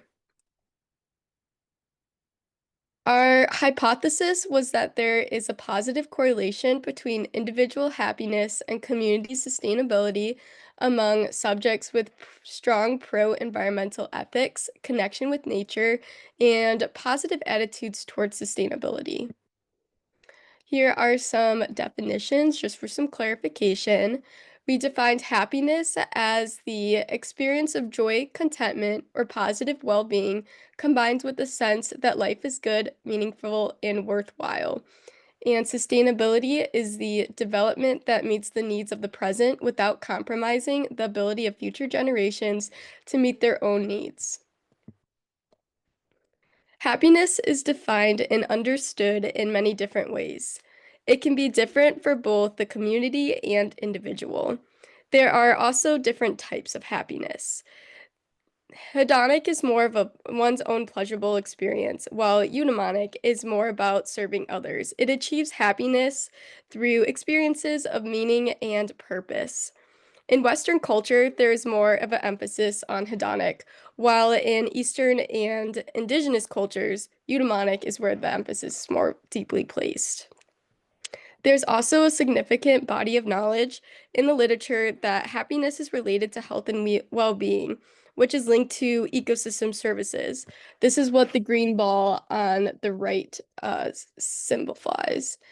And there are also 4 different groups or services. So provisional, an example is providing food. Regulating, an example is clean air. Cultural, such as meditation. And support, which includes biodiversity. There is also significant body of literature that involves attitude to the environment, which you can see on the left side of this image. So there's egotistic, which is one's pursuit of happiness, not really necessarily thinking of others. Altruistic is more of serving society, and biospheric is care for the environment. There are different type of land ethics as well that are related. So it's like focusing on oneself, focusing on one's city, and then focusing on the stability of the environment. And we wanted to investigate how ethics structures are specifically related to happiness. So to do this, we collected surveys. Our primary data collection involved in-person surveys of park visitors in Georgetown, Michigan, and specifically the Grand Ravines Park in Ottawa County. And surveys were administered through the virtual Qualtrics platform, accessible anonymously from the subject's mobile phones. We had created a QR code, and we approached members in the Grand Ravines Park, and we showed them the QR code, which they could scan with their phones and then fill out the survey that way. And since this research involved human subjects, we had received prior approval by the IRB. And participants were asked to rank different statements. They were based on topics pertaining to their individual happiness and attitudes towards sustainability. Here are some images of the Grand Ravines Park. It's a very beautiful park with the Grand River running through it. And we specifically went to the dog parks portion of this park. We also conducted 14 in-depth semi-structured interviews with environmental experts and educators. They were recruited via email invitation sent to over 700 members of the Climate Change Education Solution Network. The participants were located in West Michigan and other states within the United States, but then also there were some global participants as well. And interviews were conducted, recorded, and transcribed on Zoom, and then later coded in MaxQDA for analysis. And the interview questions were set into 2 groups. So the first one were individual happiness-centered questions, and there's some examples. And then the second group was the global happiness-centered questions. For analysis, we analyzed the results of the interviews using MaxQDA, which is a program designed to analyze qualitative data. And we conducted a thematic analysis of the interview data to extract prevalent themes related to environmental attitudes and sustainability. The analysis was structured around a custom coding framework, which allowed for the categorization of key thematic elements drawn from the interview transcripts. And this coding process helped facilitate the identification of dominant themes, such as the connection to nature, and sustainable living practices, environmental advocacy and concern, the impact of the environment on well-being, and the role of education in society in environmental issues. So the next images I'm going to show you are our survey results, and they all come from our published article. So this shows the results of visitors' surveys in the Grand Ravines County Park, and it revealed that the majority, almost 83% of the participants, reported being extremely happy or somewhat happy at the time of their participation. And in total, 13 of the participants indicated that they were unhappy or extremely unhappy, and only 4% were neutral. And then the distribution of answers to the questions about satisfaction with opportunities to enjoy nature almost exactly mirrored the distribution of happiness levels. So, for example, 82% of all participants were either satisfied or very satisfied with opportunities to enjoy nature. This section provides more details about specific aspects of environmental quality, contributing to overall satisfaction with opportunities to enjoy nature. So, high levels of satisfaction were reported with regard to proximity to green spaces, social interaction, local impacts of tourism, local food sources, and air quality. Surprisingly, only 49% of respondents responded satisfied or very satisfied with the local water quality. This graph shows the anthropocentric and ecocentric attitudes. It is apparent from the survey reports that the majority of the park survey participants were seriously concerned about the environment. The majority of participants valued the natural environment primarily as a source of for humans rather than for its own intrinsic value. And this graph shows the results of the survey section exploring the distribution of biospheric, altruistic, and egotistic values. The graph on the right kind of basically sums up the graph on the left, and it shows that biospheric about 43% and altruistic values was 42%, and those were almost equal among the participants, and as you can see, they both strongly outnumbered the egotistic values, which was at only 15%. And so we can cautiously speculate that the predominance of biospheric and altruistic ethical values among the survey participants might be related to their appreciation of nature and concerns for the environment. And so the overall positive association between happiness and satisfaction with access to nature reported by the survey participants was similarly echoed to the sentiment expressed in the interviews. So this is a table showing the key themes as well as the sub-themes derived from the interviews. One of the most predominant themes of concern the most predominant theme was concern for the environment and sadness about the loss of nature. And all participants voiced their deep concerns and sadness about the present state of the environment, especially at a global level. And climate change concerns were by far the most frequent and most important sub-theme brought into the conversation 147 times during the interviews. Despite their deep concerns and the global state of climate and environment, they were still hopeful and very optimistic about climate action efforts and sustainability achievements in their local communities. Overall, the idea that humanity must learn how to tread lighter and live well without destroying the environment and livelihoods was expressed by many. And all these themes and sub-themes clearly signaled strong altruistic and biospheric values prevailing in almost all transcripts of the interviews. There were some limitations to our research. This is a preliminary investigation with no intention of making conclusive statements.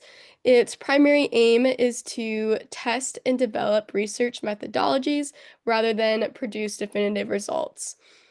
And the number of surveys, which was 23, and interview participants, which ended up being 14, were a very small sample size because this was a pilot study. And the perception of safety and appeal to strangers, especially in nature settings, creates additional bias for different geographic areas and groups of population. Geographically, the survey was limited to one large, well-managed, and ecologically diverse county park in western Michigan, which was the Grand Ravines Park. The survey took place in August on a scenic, easy paved trail. It was also a sunny, warm day, so overall it was very pleasant, which made recruitment very easy to talk to people, get people to be involved, but this also may have affected the participants' happiness, nature satisfaction, environmental concern, and biospheric values compared to the general population. And all interviewees were members of CCESN, indicating a existing interest and engagement in environmental issues, as long as a higher education level as well. There might also be a potential implicit researcher's bias occurring due to the researcher's own beliefs, attitudes, or perspectives influencing the interpretation of data. And so some overall thoughts is the primary purpose of this research was to provide a methodological framework for future research on the nexus of happiness, sustainability, and ethics. Based on the limited sample of evidence, we saw a trend that most people involved in this study reported feeling generally happier while exposed to green spaces and being engaged in sustainable practices. And both surveys and interviews revealed a dominance of biospheric and altruistic values and a strong environmental concerns among the participants, often expressed from an anthropocentric perspective. And lastly, the findings suggest that fostering environmental ethics could bridge the gap between happiness and sustainability. Thank you so much for listening. Thank you so much for presenting, Kate. So I am dropping also in the chat for everyone the link to the published final paper piloted by Kate and by me. So again, I really, really appreciate the fact that you emphasize that this is really a pilot study.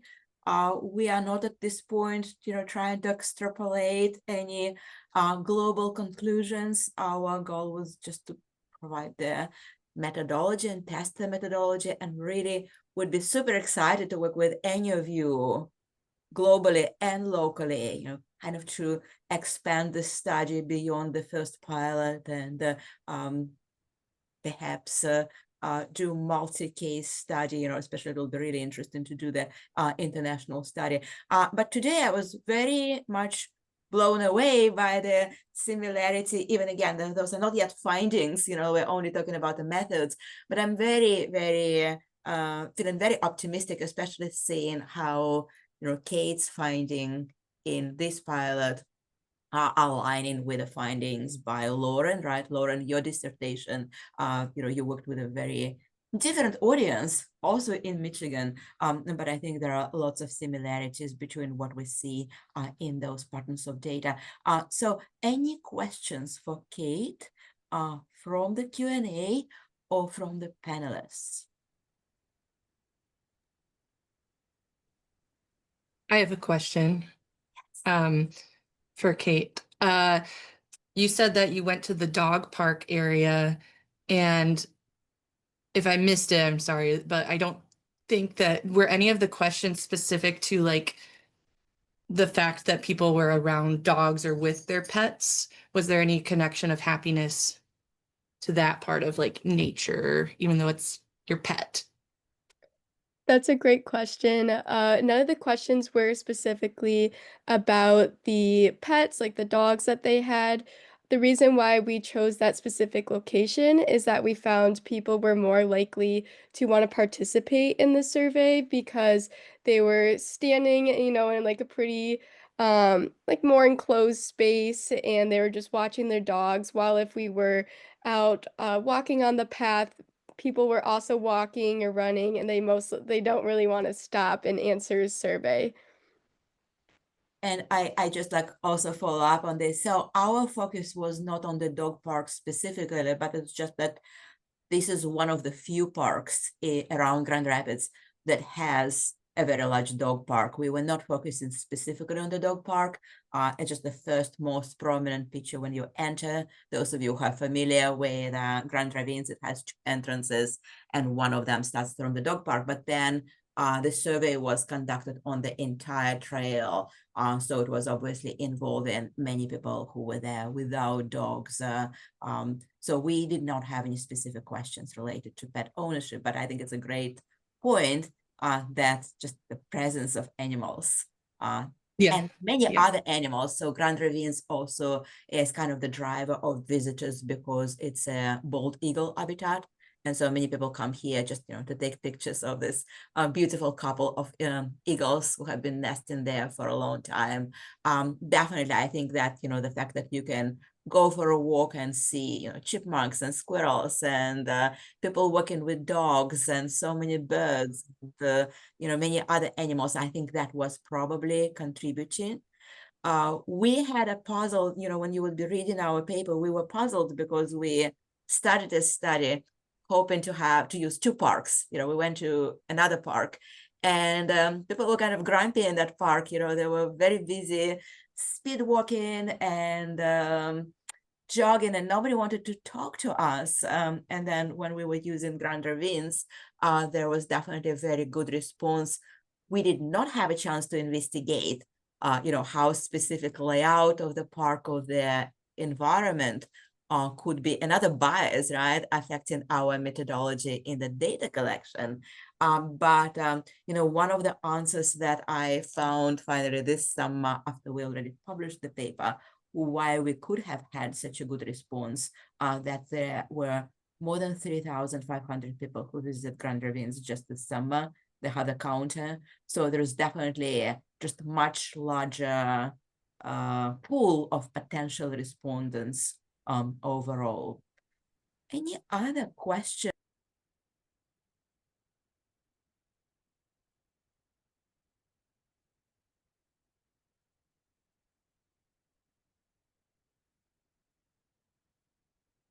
So Paul Clemens from Western Michigan University, his paper is also published already in the special issue, and I'm going to drop the link in a minute, and I just want to make sure that, yes, Paul, you are here, so feel free to start sharing your screen whenever you are ready.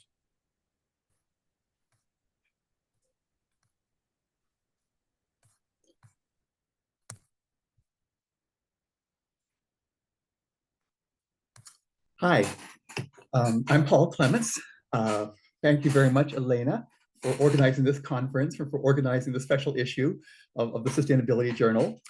And I'm happy to have the chance to speak on my paper that's already published there on international climate migrant policy and estimates of climate migration. I've been watching my background is in the international development field academically, and I've been watching the international architecture of climate change institutions for many years. And as with many of our panelists, it's pretty clear that the international community is not succeeding in achieving its goals in terms of addressing the various challenges from the climate crisis. But as I've been watching the UNFCCC and related organizations, it became increasingly clear that the biggest population that is most victimized by effects of climate change, which I think is just objectively people who lose their homes and livelihoods due to effects of climate change, they've pretty much been ignored. There's been very few international resources going to support their needs. And then secondly, that the estimates of how many climate migrants we're likely to see in coming years, all the international organizations have been using a couple of big World Bank studies called Groundswell, and Groundswell has been estimating up to 200 million climate migrants by 2050. But the methodology that they use is not appropriate for answering the question of how many climate migrants should be expected by that time. And if we look more broadly and more deeply at the question, I would say it's rather than 200 million, we're talking about 500 million by 2050 as a sort of a high-end estimate. And from a policy perspective, the difference between 200 million and 500 million is of course pretty significant. So in this short time, I can't go through all of the details and all of the data from my paper, but I'm going to summarize it in terms of three related arguments: an ethical argument, an empirical argument, and a policy argument. And I'm going to start just by sort of stating the arguments, and then I'll go into more detail as to supporting them and giving more of the background. So the ethical argument is that developed countries, due to having emitted most of the greenhouse gases that cause climate change, bear responsibility to people who lose their homes and livelihoods due to effects of climate change, particularly to the more vulnerable climate migrants. Up to now, developed countries have rejected this responsibility. Secondly, the empirical argument, as I've already sort of summarized, while the climate policy community has generally estimated that there could be up to around 200 million climate migrants in developing countries by 2050, a more reasonable high-end estimate is around 500 million. And this would be close to 5% of Earth's population. And finally, the policy argument. The international climate policy community has organized its efforts largely under the categories of mitigation and adaptation. We've seen this in today's presentations. As it has generally neglected the needs of climate migrants, the inadequate support that climate migrants have received has come mostly from traditional humanitarian agencies. So I argue that support for climate migrants should be made a third category of climate policy, alongside mitigation and adaptation, and with a comparable level of policy effort. So first, the ethical argument. Climate policy, international climate policy started with the establishment of the UNFCCC, United Nations Framework Convention on Climate Change, in 1992. And at that time, representatives from small island states who could see the writing on the wall that climate change would lead to sea level rise that would swamp their islands, called for a principle of responsibility from those countries that were responsible for climate change. And the United States at that time rejected that principle and has consistently blocked instituting any formal responsibility for effects of climate change in the international policy sphere, again, through negotiations at the UNFCCC. This came up again in 2015 with the Paris Agreement, when we finally got some sort of international system of almost all the countries of the world making commitments.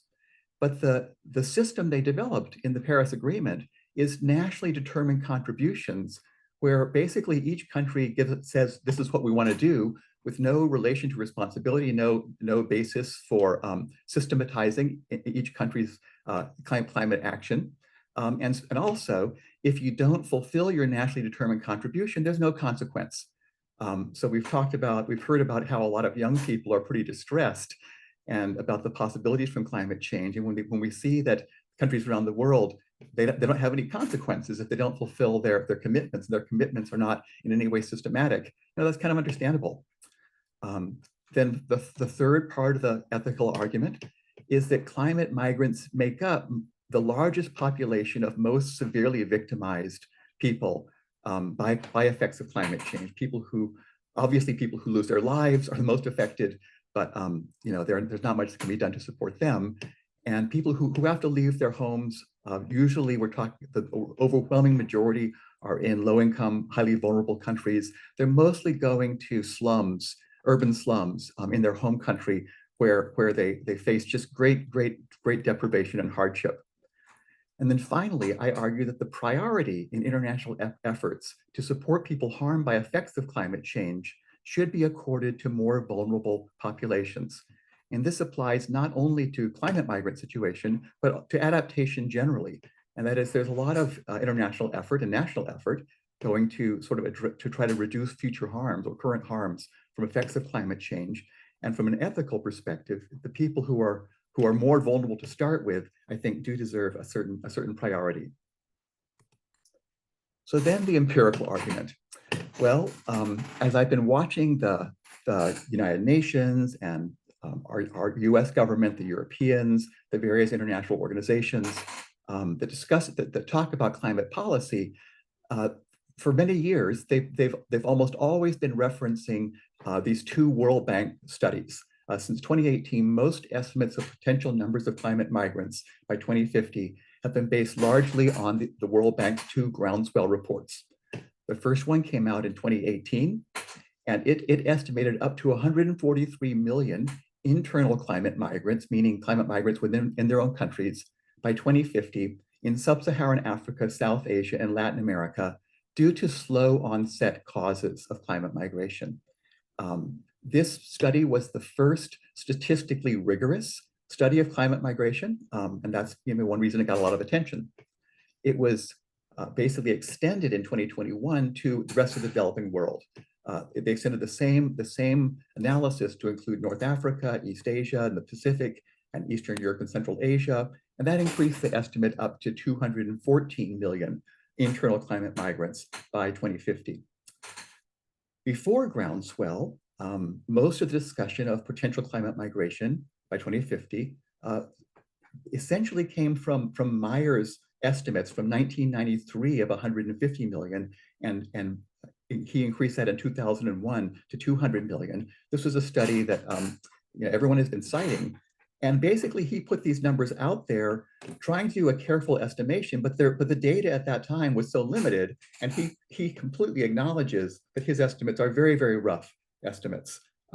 So basically, the groundswell studies were the first statistically rigorous studies, and that's why they got a lot of attention. However, these groundswell studies and the World Bank, the authors admit this, but then they don't really follow it up.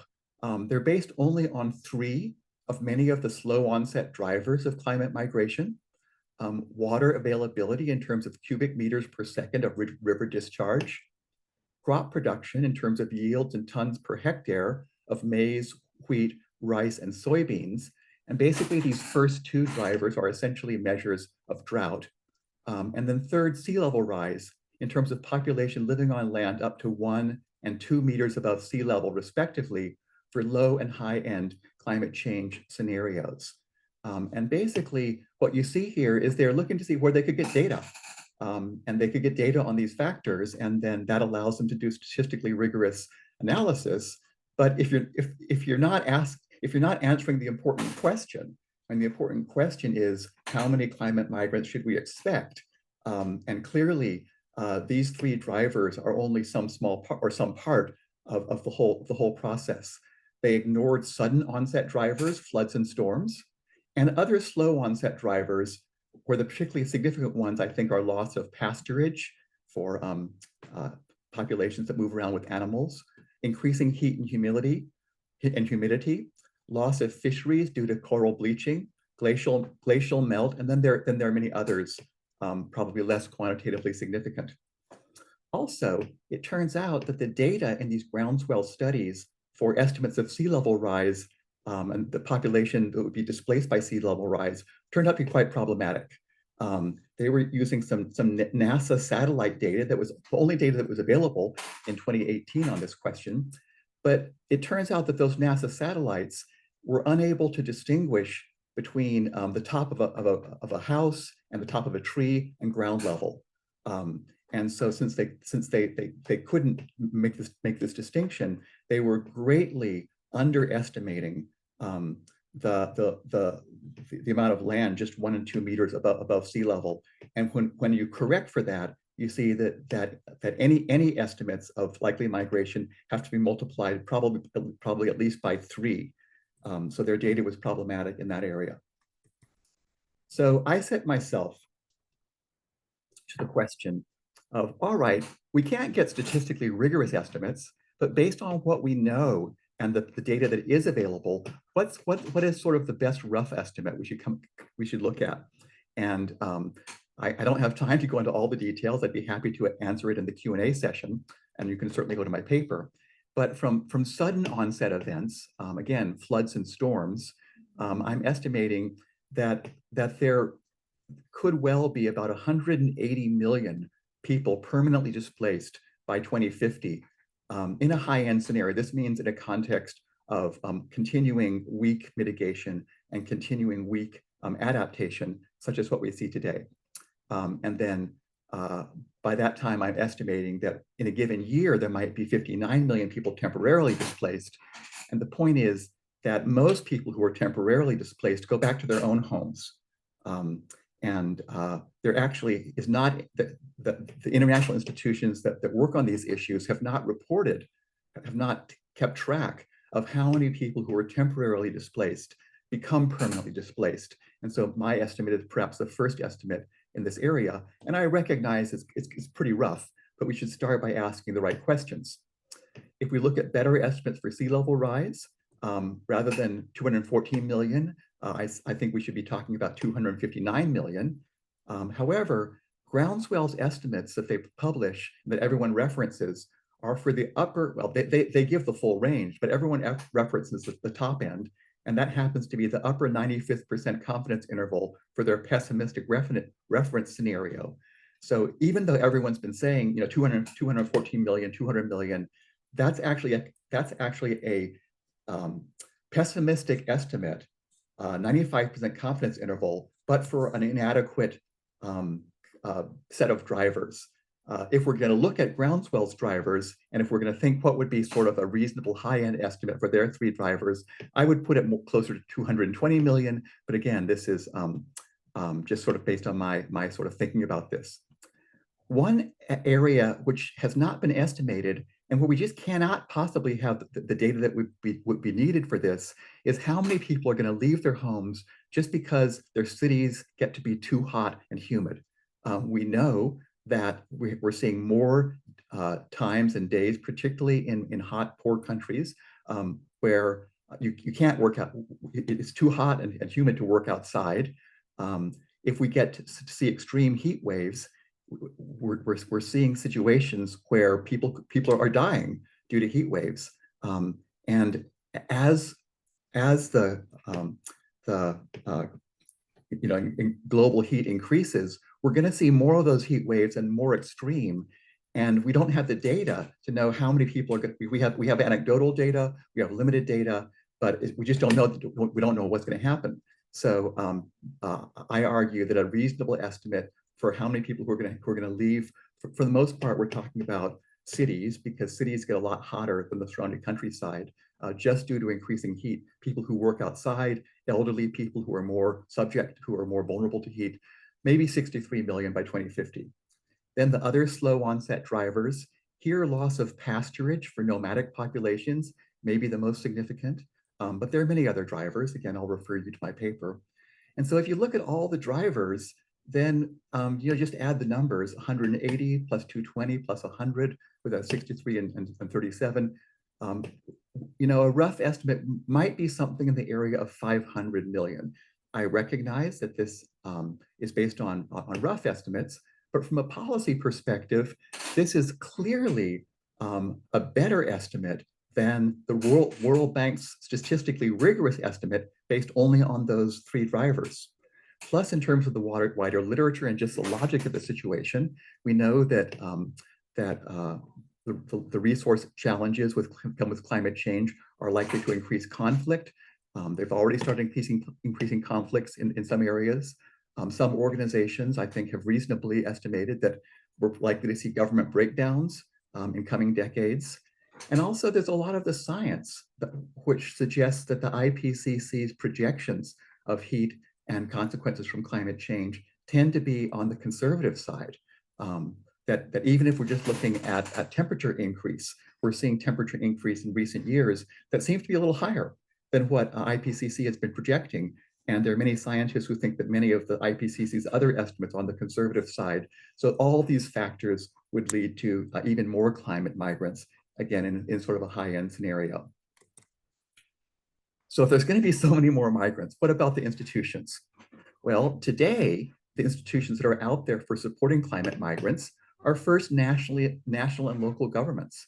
Since the international community, the developed countries take no formal responsibility, legal responsibility for displaced people lies with their national government. But obviously, the more vulnerable countries to climate change tend to be the poor countries, again, in the global south, where they just don't have the capacity to address the harms. So in today's architecture, when people are displaced by climate change, if they're going to get any international support, it comes from those traditional humanitarian aid organizations that basically arose for the most part after World War II.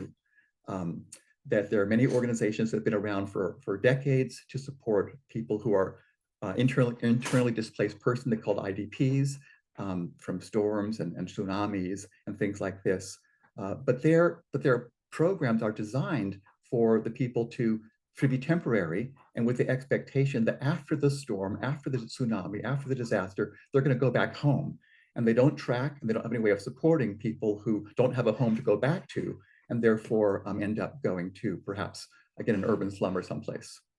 And the second area for humanitarian aid is cross-border refugees. Again, there's no data today, no global data on how many people who cross borders become refugees are due to climate change. And from those cross-border refugees, they're mostly staying in refugee camps or sometimes just blending into the population of whatever country they go to. A tiny proportion of them are granted formal refugee status and might come to Kalamazoo or Grand Rapids or whatever, or United States or other developed countries, and be supported to integrate and perhaps eventually gain citizenship in a developed country. But all of this is the traditional humanitarian system, and there's no recognition in this system of climate change as a driver. And the specific population that's most neglected are those internally displaced people who then stay within their home country, mostly going to urban centers. Within the official climate change organizations, the Paris Agreement in 2015 called for the establishment of a task force on displacement, which was the first specific institution addressing climate migrants, but it only has 13 people, it's only to give advice, and it has no program budget. In 2023, the long discussion has been taking place for many years on the need for developing countries to get support for the harms they do experience from climate change, led to the establishment of a loss and damage fund or institution of it. And yes, climate migrants, people displaced by climate change, are included within the terms of reference, but that fund still has less than $1 billion compared to $120 billion that's been working through international institutions for mitigation adaptation. And it has so many different areas to address, it's hardly even begun its work, and it's clearly inadequate for the needs of climate migrants. So I said, all right, what would it take to support climate migrants? Most of them have been farmers or living in rural areas. Now they're in an urban area. They need to have a new basis for a livelihood. There's plenty of research on these populations. Often they lack basic water supply, housing, etc. So I say, well, let's see what data we have on the current displaced people. Well, in 2019, there were 71 million people reported as IDPs. 26 million people were supported in refugee camps outside their home countries, and 108,000 refugees were resettled in new home countries. You can do the math, and average expenses were about $93,000 per resettled refugee, $500 per camp-based refugee. But these camp-based refugees are mostly often people who are staying there for many, many years. Often they will have their own jobs and so on. And then for IDPs, internally displaced persons within their countries, it was $155 per person. But again, that's mostly for very short term. There's been a terrible hurricane. People have to go to a camp, but they're only there for maybe a couple months, and then they go back home, and that's been the average cost for them. So based on these numbers, just to throw out a number, I suggest, well, if you really want to institute a way for climate migrants to rebuild their lives and livelihoods in their home country, perhaps $7,000 a person would be a reasonable estimate. Well, if we take that, that leads to, and with the estimates that I'm providing, about $49 billion a year in this decade, up to $105 billion per year in 2030s, and $175 billion per year in the 2040s. And those are quantitatively comparable, significant within the broader climate change policy framework. Well, as I said, this starts from the situation where developed countries have been rejecting their responsibility. And And I think that the fact of their rejecting this responsibility is intimately connected with their failures in addressing their own greenhouse gas necessary reduction. If we just want to basically understand their responsibility, clearly the developed countries have generated most of the greenhouse gases. If they had effective mitigation, there would be less need for adaptation, but we don't see effective mitigation today. They're not even achieving their nationally determined contributions from the Paris Agreement. And it's been discussed earlier, a lot of the scientists think that rather than the 1.5 to 2 degrees Celsius, we're likely to be above 3 degrees Celsius warming by 2100. If there were effective adaptation, there would be fewer climate migrants. But the literature on this is very clear. The international efforts to support adaptation in vulnerable countries is deeply inadequate. And then if there were better support for those internally displaced people, then there would be fewer international refugees. Again, just the basic logic. Well, we don't have that. That's what's going on. We don't have effective work in those areas. So today, as I said, support for climate migrants is legally the responsibility of their own national governments, and support from any developed country governments is purely voluntary today. So what would legal responsibility look like? Well, I'm not saying that the developed countries should cover all the costs for every area of need for everyone displaced by climate migration. I think that doesn't make ethical or practical sense. But I do think that broadly speaking, in climate policy, in terms of adaptation, and specifically in terms of people who are displaced from their homes, that priority needs to go to those who are in greater need, and also to where there's chance for greater cost effectiveness. And this principle, I think, could very well be instituted if there were stronger institutions to carry it out. So broadly, I fear that this is just one of many examples of how climate change policy is failing. And as I've looked at the broader, again, the international architecture of climate change institutions, and I think this also comes through in so many of our presentations today, that we're not seeing effective international action. We've seen a lot of our presentations today are talking about the need for stronger community action, local action, individual action. And I'm certainly in support of all of that. That's certainly all needed.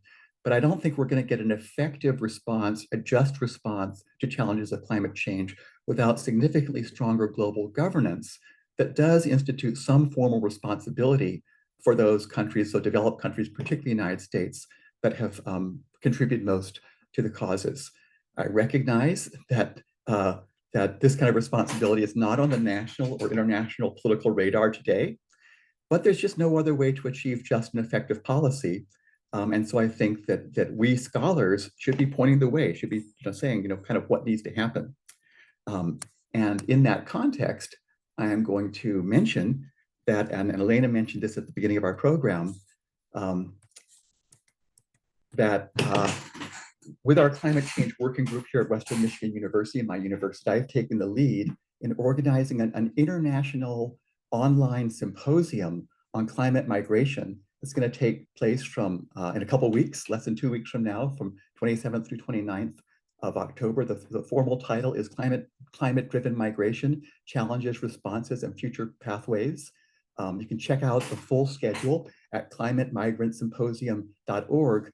I just started working on this basically in January, and I've been delighted in the international response. We have more than 95 speakers from around the world, including leading scholars, practitioners, policymakers, and activists. I've had great support from many UN-related organizations, other organizations that address climate change issues.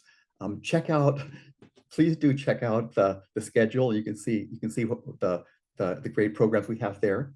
The registration fee is $50, but just $20 for students. And in case you'd like to participate, but that fee would be a barrier, there's a hardship waiver you can select when you register, and then the cost is $0 to register for the symposium. Let me just, if I may, take another moment, and I'm going to take you to, I'm going to stop sharing here.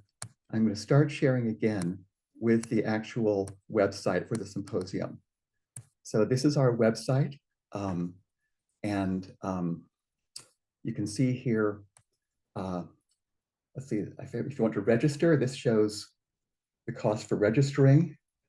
The way to get to the speakers is kind of covered here. Oh, here's the schedule. So you can get the schedule on a PDF. And we have 3 full days, 2 streams throughout the 3 days, and a very exciting program. So if you're all interested in learning about the issues that I've been talking about with climate and migration, this is certainly a way to get to learn a lot about it. Okay, and that's my presentation.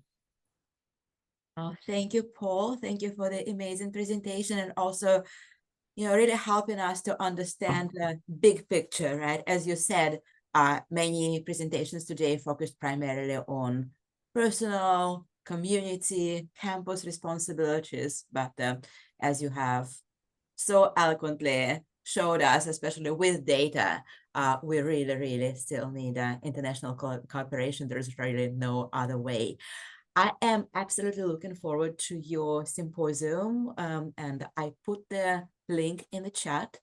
So please share it with your colleagues, with your students, with your classes. I also dropped in the chat a direct link to Dr. Clement's paper. So you can read the paper, and you can also register for the symposium. If you just click on the chat, it went for everyone. I have 1 minute for questions to Dr. Clements, and we do have one more presentation, because you probably remember that we have skipped Diedrich Graham from University of Michigan, and he's here. So that will be our last presentation after this one, and then we would have just a couple of minutes for questions for everyone. So any questions on climate migration, international climate migration? As I said, we will have a little bit of time at the end, but very little. And right now we will go to our last presentation. And Graham, you are very welcome to start sharing your slides. Awesome. I guess I did have a quick question for Paul. Just thinking about internal country-specific migration, whether there's also difficulties in data responses there as well. This is an area I'm unfamiliar with and was just interested in that. So both in terms of internal migration, within developing countries, there's the IDMC, Internal Displacement Monitoring Center, is a main international organization that tracks migration. But all their data is from organizations, from the traditional humanitarian organizations, their governments that have focused on the traditional people, short-term displacements due to typhoons and storms and floods and so on. And no one has systematically tracked globally how many people are permanently displaced internally to developing countries due to effects of climate change, nor is anyone tracking international displacements, international refugees driven specifically by climate migration. So the data in both areas is very weak today. That's so interesting. Thanks for taking the lead on it, I suppose. Yeah, thanks for the question. Yeah. Thank you, Cool. Paul, and we are going to move to the next presentation by Graham. Wonderful. I will share my screen here. Can everyone see my screen okay? Perfect. So good afternoon, everybody. My name is Diedrich. I'm a graduate student at the University of Michigan studying political science and public policy. And today I'm really excited to talk to you all about a project I'm working on with the Wells National Estuary Research Reserve in Maine. And essentially here we're focusing on this science to policy translation piece. So how do we motivate research to inform decision makers, and how can we also form relationships with decision makers to inform research priorities and the such? So really excited to talk to you all about this research that is continuing to sort of on go. We've conducted surveys and we're planning on conducting interviews and focus groups and things. So the project isn't finished, so be discussing some of the methods so far and the preliminary results and things. So this is a statement that I come across pretty frequently, which is if only decision makers had more scientific information, they would make better decisions. This is something that I see quite frequently. And this question got me thinking, and my research team thinking, is this true? And what actually shapes the translation of science into policy? So this is sort of the key motivating dynamic here for this particular project. Is this true? If decision makers just had more information, would they make better decisions? I wanted to start with a quick overview of the project. So the key question here is what barriers shape the translation of resilience science into resilience policymaking? So basically science that focuses on coastal resilience, how does that influence coastal resilience policymaking? The framework that we use is a knowledge utilization model, and some of our methods include scientist and decision maker surveys. So we're surveying both of these populations, and then with interviews and focus groups forthcoming. And then some preliminary results here, which I'll get into a bit more, are that both these groups have slightly different levels of problem definition, that scientists still increasingly use more of a deficit-based model of science, which sort of emphasizes filling knowledge gaps and sort of centers a lack of education among decision makers as a significant problem. And then sort of we're seeing this relationship between engagement with the reserve and scientists as something that increases trust regarding science and reserve staff. So those are the overviews of the project. Sort of getting into some of the specifics, I wanted to start by imagining these two systems here.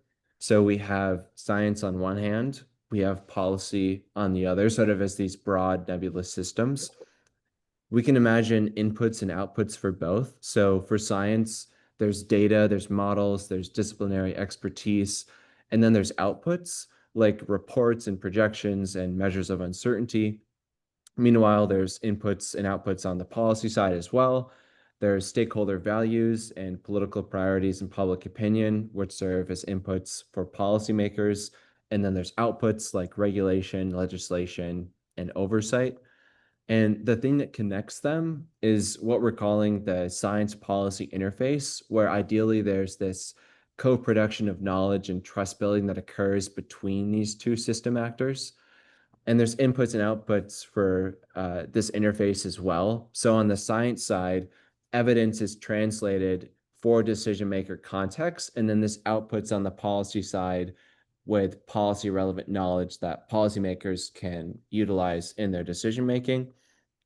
And then among policymakers, they're able to set priorities and provide funding, which will then output on the science side with research questions that are aligned with decision maker needs. And basically the dynamics I'm describing now between these two systems are sort of the idealized functions of them. At the interface, there's a collection of barriers. This is not an inclusive list of barriers, but there's barriers like problem identification, the role of science, perceptions of engagement, capacity and resources, and fundamentally trust between these two system actors. And these barriers at the level of the interface is what we're really interested in this particular project. So sort of getting into some of our methods here, to assess those barriers, we survey two groups. So we survey staff and scientists at the Wells Reserve. We received around 22 online responses for a 91% response rate. And then we survey decision makers across different geographical scales. So we have non-governmental decision makers like nonprofits that operate in areas, sort of seeing them as a link between communities and local governments. We survey local government officials, state agency officials, and then also federal officials. And particularly the study area shown in Figure 1 illustrates the 11 municipalities in southern Maine that we're interested in, because we sort of see this geographical scope at the local level as being significant, because this is the area, the region that the Wells Reserve interacts with the most. So that's sort of the emphasis on why we've selected those particular municipalities there. And we surveyed around 250 folks across these different scales and ended up with 92 respondents for a response rate of 35% via online surveys. So that's the two groups that we're working with here, the policy and science groups. So just to get into the research questions as well, there's 4 specific questions associated with this research project. The first question is related to the problem framing barrier. So how do reserve staff and decision makers define and frame coastal resilience? The next focuses on the role of science. So how do scientists envision their role in informing and shaping decision-making contexts? The third one focuses on perceptions of engagement. So we're interested in whether decision makers and reserve staff differ in their perceptions of engagement with the reserve. Is it possible that reserve staff feel that decision makers are engaging quite a bit, like the reserve staff and decision makers are working quite well together, where decision makers might view maybe a smaller level of engagement between themselves and the reserve? And then lastly, we're focused on this trust dynamic piece. So how does trust shape engagement? And then in reverse, how does engagement influence trust? So we're interested in the bidirectional effects of engagement and trust. So that's an overview of our research questions. To jump into some of the preliminary results here, I wanted to start with the survey results that look at the definitions of coastal resilience. So this is the survey results for both the reserve staff and the decision makers. So as you can see here on the left, we have the proportion of respondents answering looking at these different dimensions of coastal resilience, the social side, the ecological side, and then the combined system side of coastal resilience. You can see that more reserve staff versus decision makers are emphasizing this coupled system approach, whereas there's similarities in the levels that are ranking ecological exclusively. And then with those that rank social exclusively, you can see that decision makers are defining coastal resilience more so on social terms compared to reserve staff.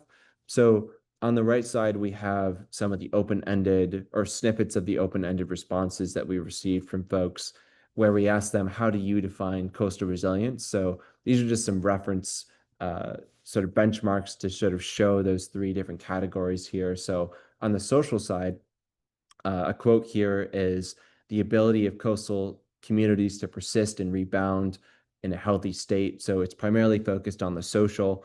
The ecological here is a quote that says, maintaining a healthy ecosystem that can absorb the impacts of extreme weather events. This is primarily focused on ecosystem impacts. And then the coupled social ecological piece, and this is a quote here that says, the ability of coupled human and natural systems to respond, recover, and adapt. So these are looking at how folks across those 2 samples are defining the different dimensions of coastal resilience. And we can see that there is a difference here potentially in how they're defining the problem of coastal resilience and the topic overall. This slide here shows results looking at reserve staff specifically. So here we were interested in asking folks how they view their role and what they do and how science can inform decision-making. And we coded these with deficit-based model, asset-based model, and some responses that elicited both asset and deficit-based models.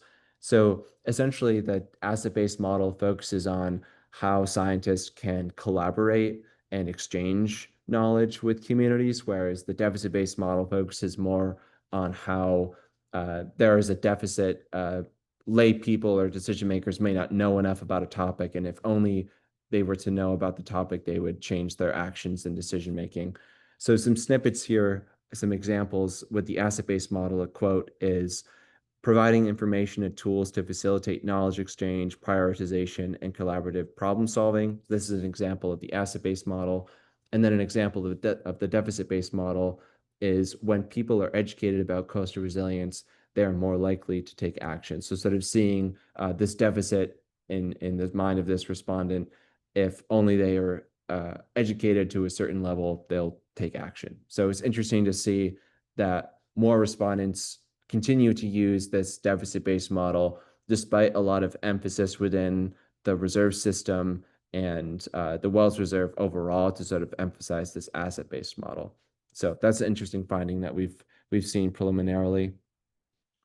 This next slide here looks at perceptions of engagement among decision makers and reserve staff, and it looks at affiliation among decision makers. So we have local, NGO, and state, and essentially decision makers were asked, how much do you engage with the reserve? And then the reserve staff were asked, how much do you engage with local, NGO, and state level decision makers? And we can see that there's not really a difference in the mean engagement score reported by both of these groups, which indicates that both are perceiving the levels of engagement relatively similarly. So that's an interesting finding as well. And then this slide here shows different capacity barriers among decision makers that were referenced, primarily focusing on the barriers that might limit the decision maker's ability to interact with the reserve or to utilize reserve research or science tools and products. So primarily funding, time capacity, and the barriers to actually figuring out how to apply the data to their processes were sort of ranked very highly in terms of capacity barriers among decision makers. These last two slides here will focus on the trust elements. So with decision makers, we ask them how much they trust the reserve. And then in open-ended responses, we ask them, why do you respond in this way? And the most interesting variation was not really in that the first variable. Most respondents had a pretty high level of trust in the reserve. What was more interesting was the variation in the types of trust that we saw in the open-ended responses. So we coded for 5 or so different responses. So we had scientific trust, we had relational trust, institutional trust, use-oriented trust, and conditional trust. A lot of folks were focused on this relational trust, where they were emphasizing relationships with the staff as a key part of the reason why they really trusted the reserve. This next slide here focuses on this relationship between trust and engagement. So running an ordinal logistic regression model, we were able to sort of see this relationship between moderate engagement and trust with a significant effect, and then high engagement also having this marginal effect. For the reverse relationship with trust increasing more engagement, we saw a generally positive trend in the model, but the effects were not statistically significant. So take that as you will. And I guess lastly here to sort of wrap us up with some conclusions. First, the problem framing. There were different definitions and dimensions sort of assessed by the reserve staff versus the decision makers. Scientists continue to come from more of a deficit-based model than asset-based. The perceptions of engagement, there's no significant differences in perceptions of engagement between reserve staff and decision makers. And then looking at the trust dynamics, there was more engagement sort of facilitating more trust. So those were interesting relationships we saw there. And then lastly, the broader implications for climate adaptation work overall is that shared problem framing is a very important foundation for that type of work. And then differences are thus very important to assess, particularly among decision makers and scientists. And then persistent use of deficit-oriented framings may hamper efforts to sort of collaborate across these two different spaces, which is sort of what we're hoping to take a look at further with interviews and focus groups. And then lastly, evidence sort of reveals that greater engagement builds trust. And this underscores that engagement is this critical mechanism that strengthens this science policy relationship. So with that, thank you all so much, and I look forward to any questions you have. Thank you. Thank you, Graham, for your very, very important, very timely research and great presentation. Cannot wait when you publish this, and we're going to read more and hear from you. Any questions from the audience? Again, please remember to use the Q&A.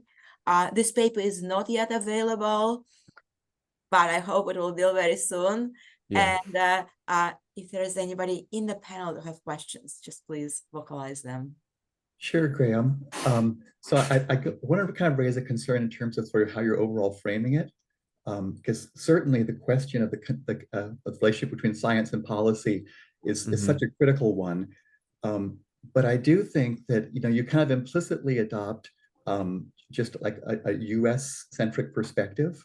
And once we see that most of the harms from climate change are international externalities, that the climate pollution that we're generating, most of the effects are not felt in the United States, and mostly felt, you know, within poor developing countries, and that here in the United States, even though certainly adaptation is inadequate here, adaptation in these low-income developing countries, in terms of the other issues that you're looking at, in terms of capacity and resources and so on, are so much more stressed and frankly dependent on these international systems, international organizations. And you know, for the bigger questions you're looking at, I think we have to look at the organizations UNFCCC has set in place to develop transfers and supports from developing countries for developing countries in terms of addressing their adaptation challenges, and the way science does or does not get integrated in that. And you know, all these areas are areas where things are really tough. And it's even tougher perhaps in this one. But in terms of the questions you're raising, I do think that those are important aspects. That's really helpful. And that's definitely something, talking to IR scholars, is something that they raise. I guess the consequence of this research project is really focused on this local adaptation at the state and local level for Maine specifically, just as a place that's experiencing coastal erosion and threats to their tourism and fishing industries. So in particular, we're focused on adaptation, I suppose, is like a piece of resilience.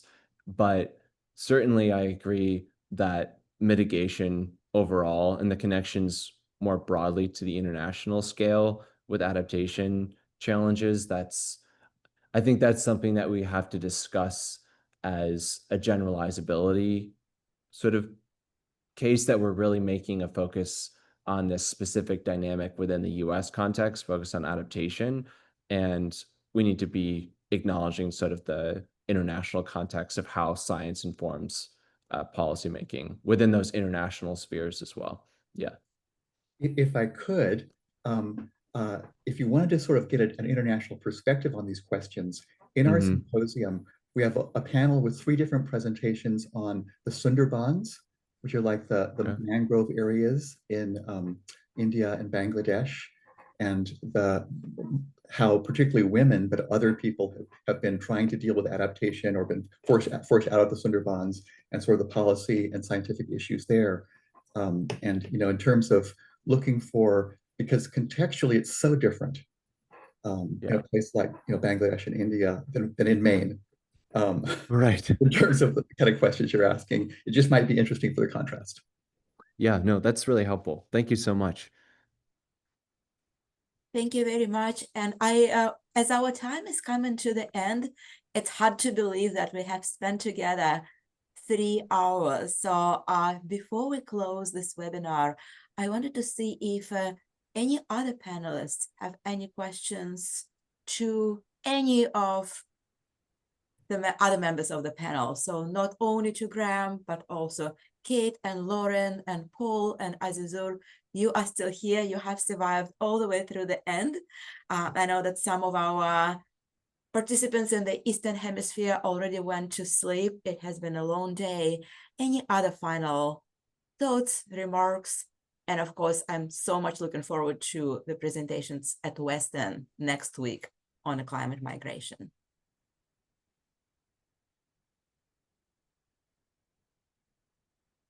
If not, I just want to, if there are no more questions, I wanted to thank you all one more time for taking time to present.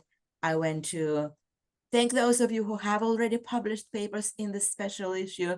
I also want to wish good luck with the review to those of you who are still planning to present. Just one more logistical to submit.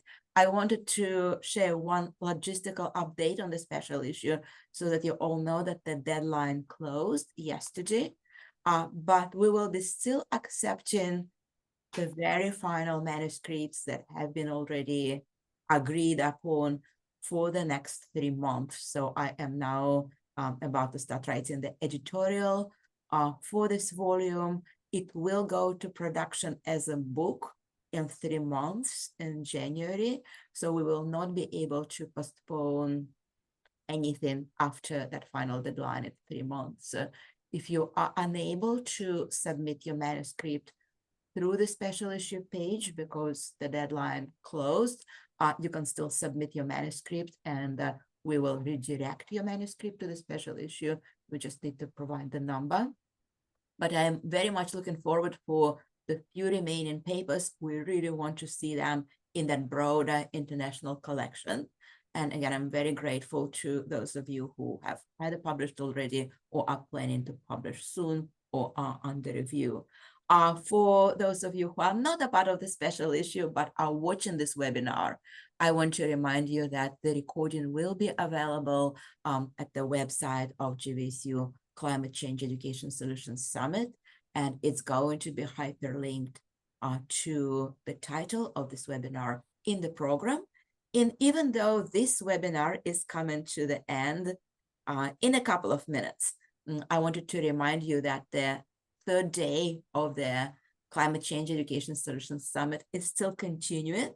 And I want to encourage you all to go at 1:30 Eastern Time to the keynote address by Professor Jessica Burpee from John Abbott College in Canada, who is going to talk today about how we integrated the climate emergency into all programs at the college. So I'm very, very excited about their success. And I also wanted to remind you that you can watch anytime today and during the next few days, Climate Literacy at Scale Insights from the UTAS Climate Action MOOC. And UTAS is, of course, the University of Tasmania. And this is a panel with Vanessa Ward, Emily Fleiss, and Edward Dudbridge, moderated by Corey Patterson, who is Chief Sustainability Officer, and Rachel Perkins, Business Development and Partnership Lead at the University of Tasmania. I warn you that this is also a very long panel of over 60 minutes, so you might want to take a break before going there from this very long webinar, and then don't miss the GLISA tools and resources from the University of Michigan by Rachel Kelly, who is a climatologist at the School of Environment and Sustainability at the University of Michigan. Those sessions are pre-recorded. So again, please do take care of yourself and take a break and maybe get something to eat before you move into further sessions. Thank you very much. Good luck to all. Good luck with your research. Good luck to Lauren and Graham with your PhD research and with your defenses, and all the best, Paul, with your really exciting international conference next week. And I will definitely make sure to attend and learn more about your research and the research of all your collaborators. So thank you all. Looking forward to watching Azizur podcasts, and I hope we all stay connected, and we don't need to wait for the next Climate Change Education Solutions 2026. I'm sure there will be many more webinars and opportunities to connect. See you all. Thank you.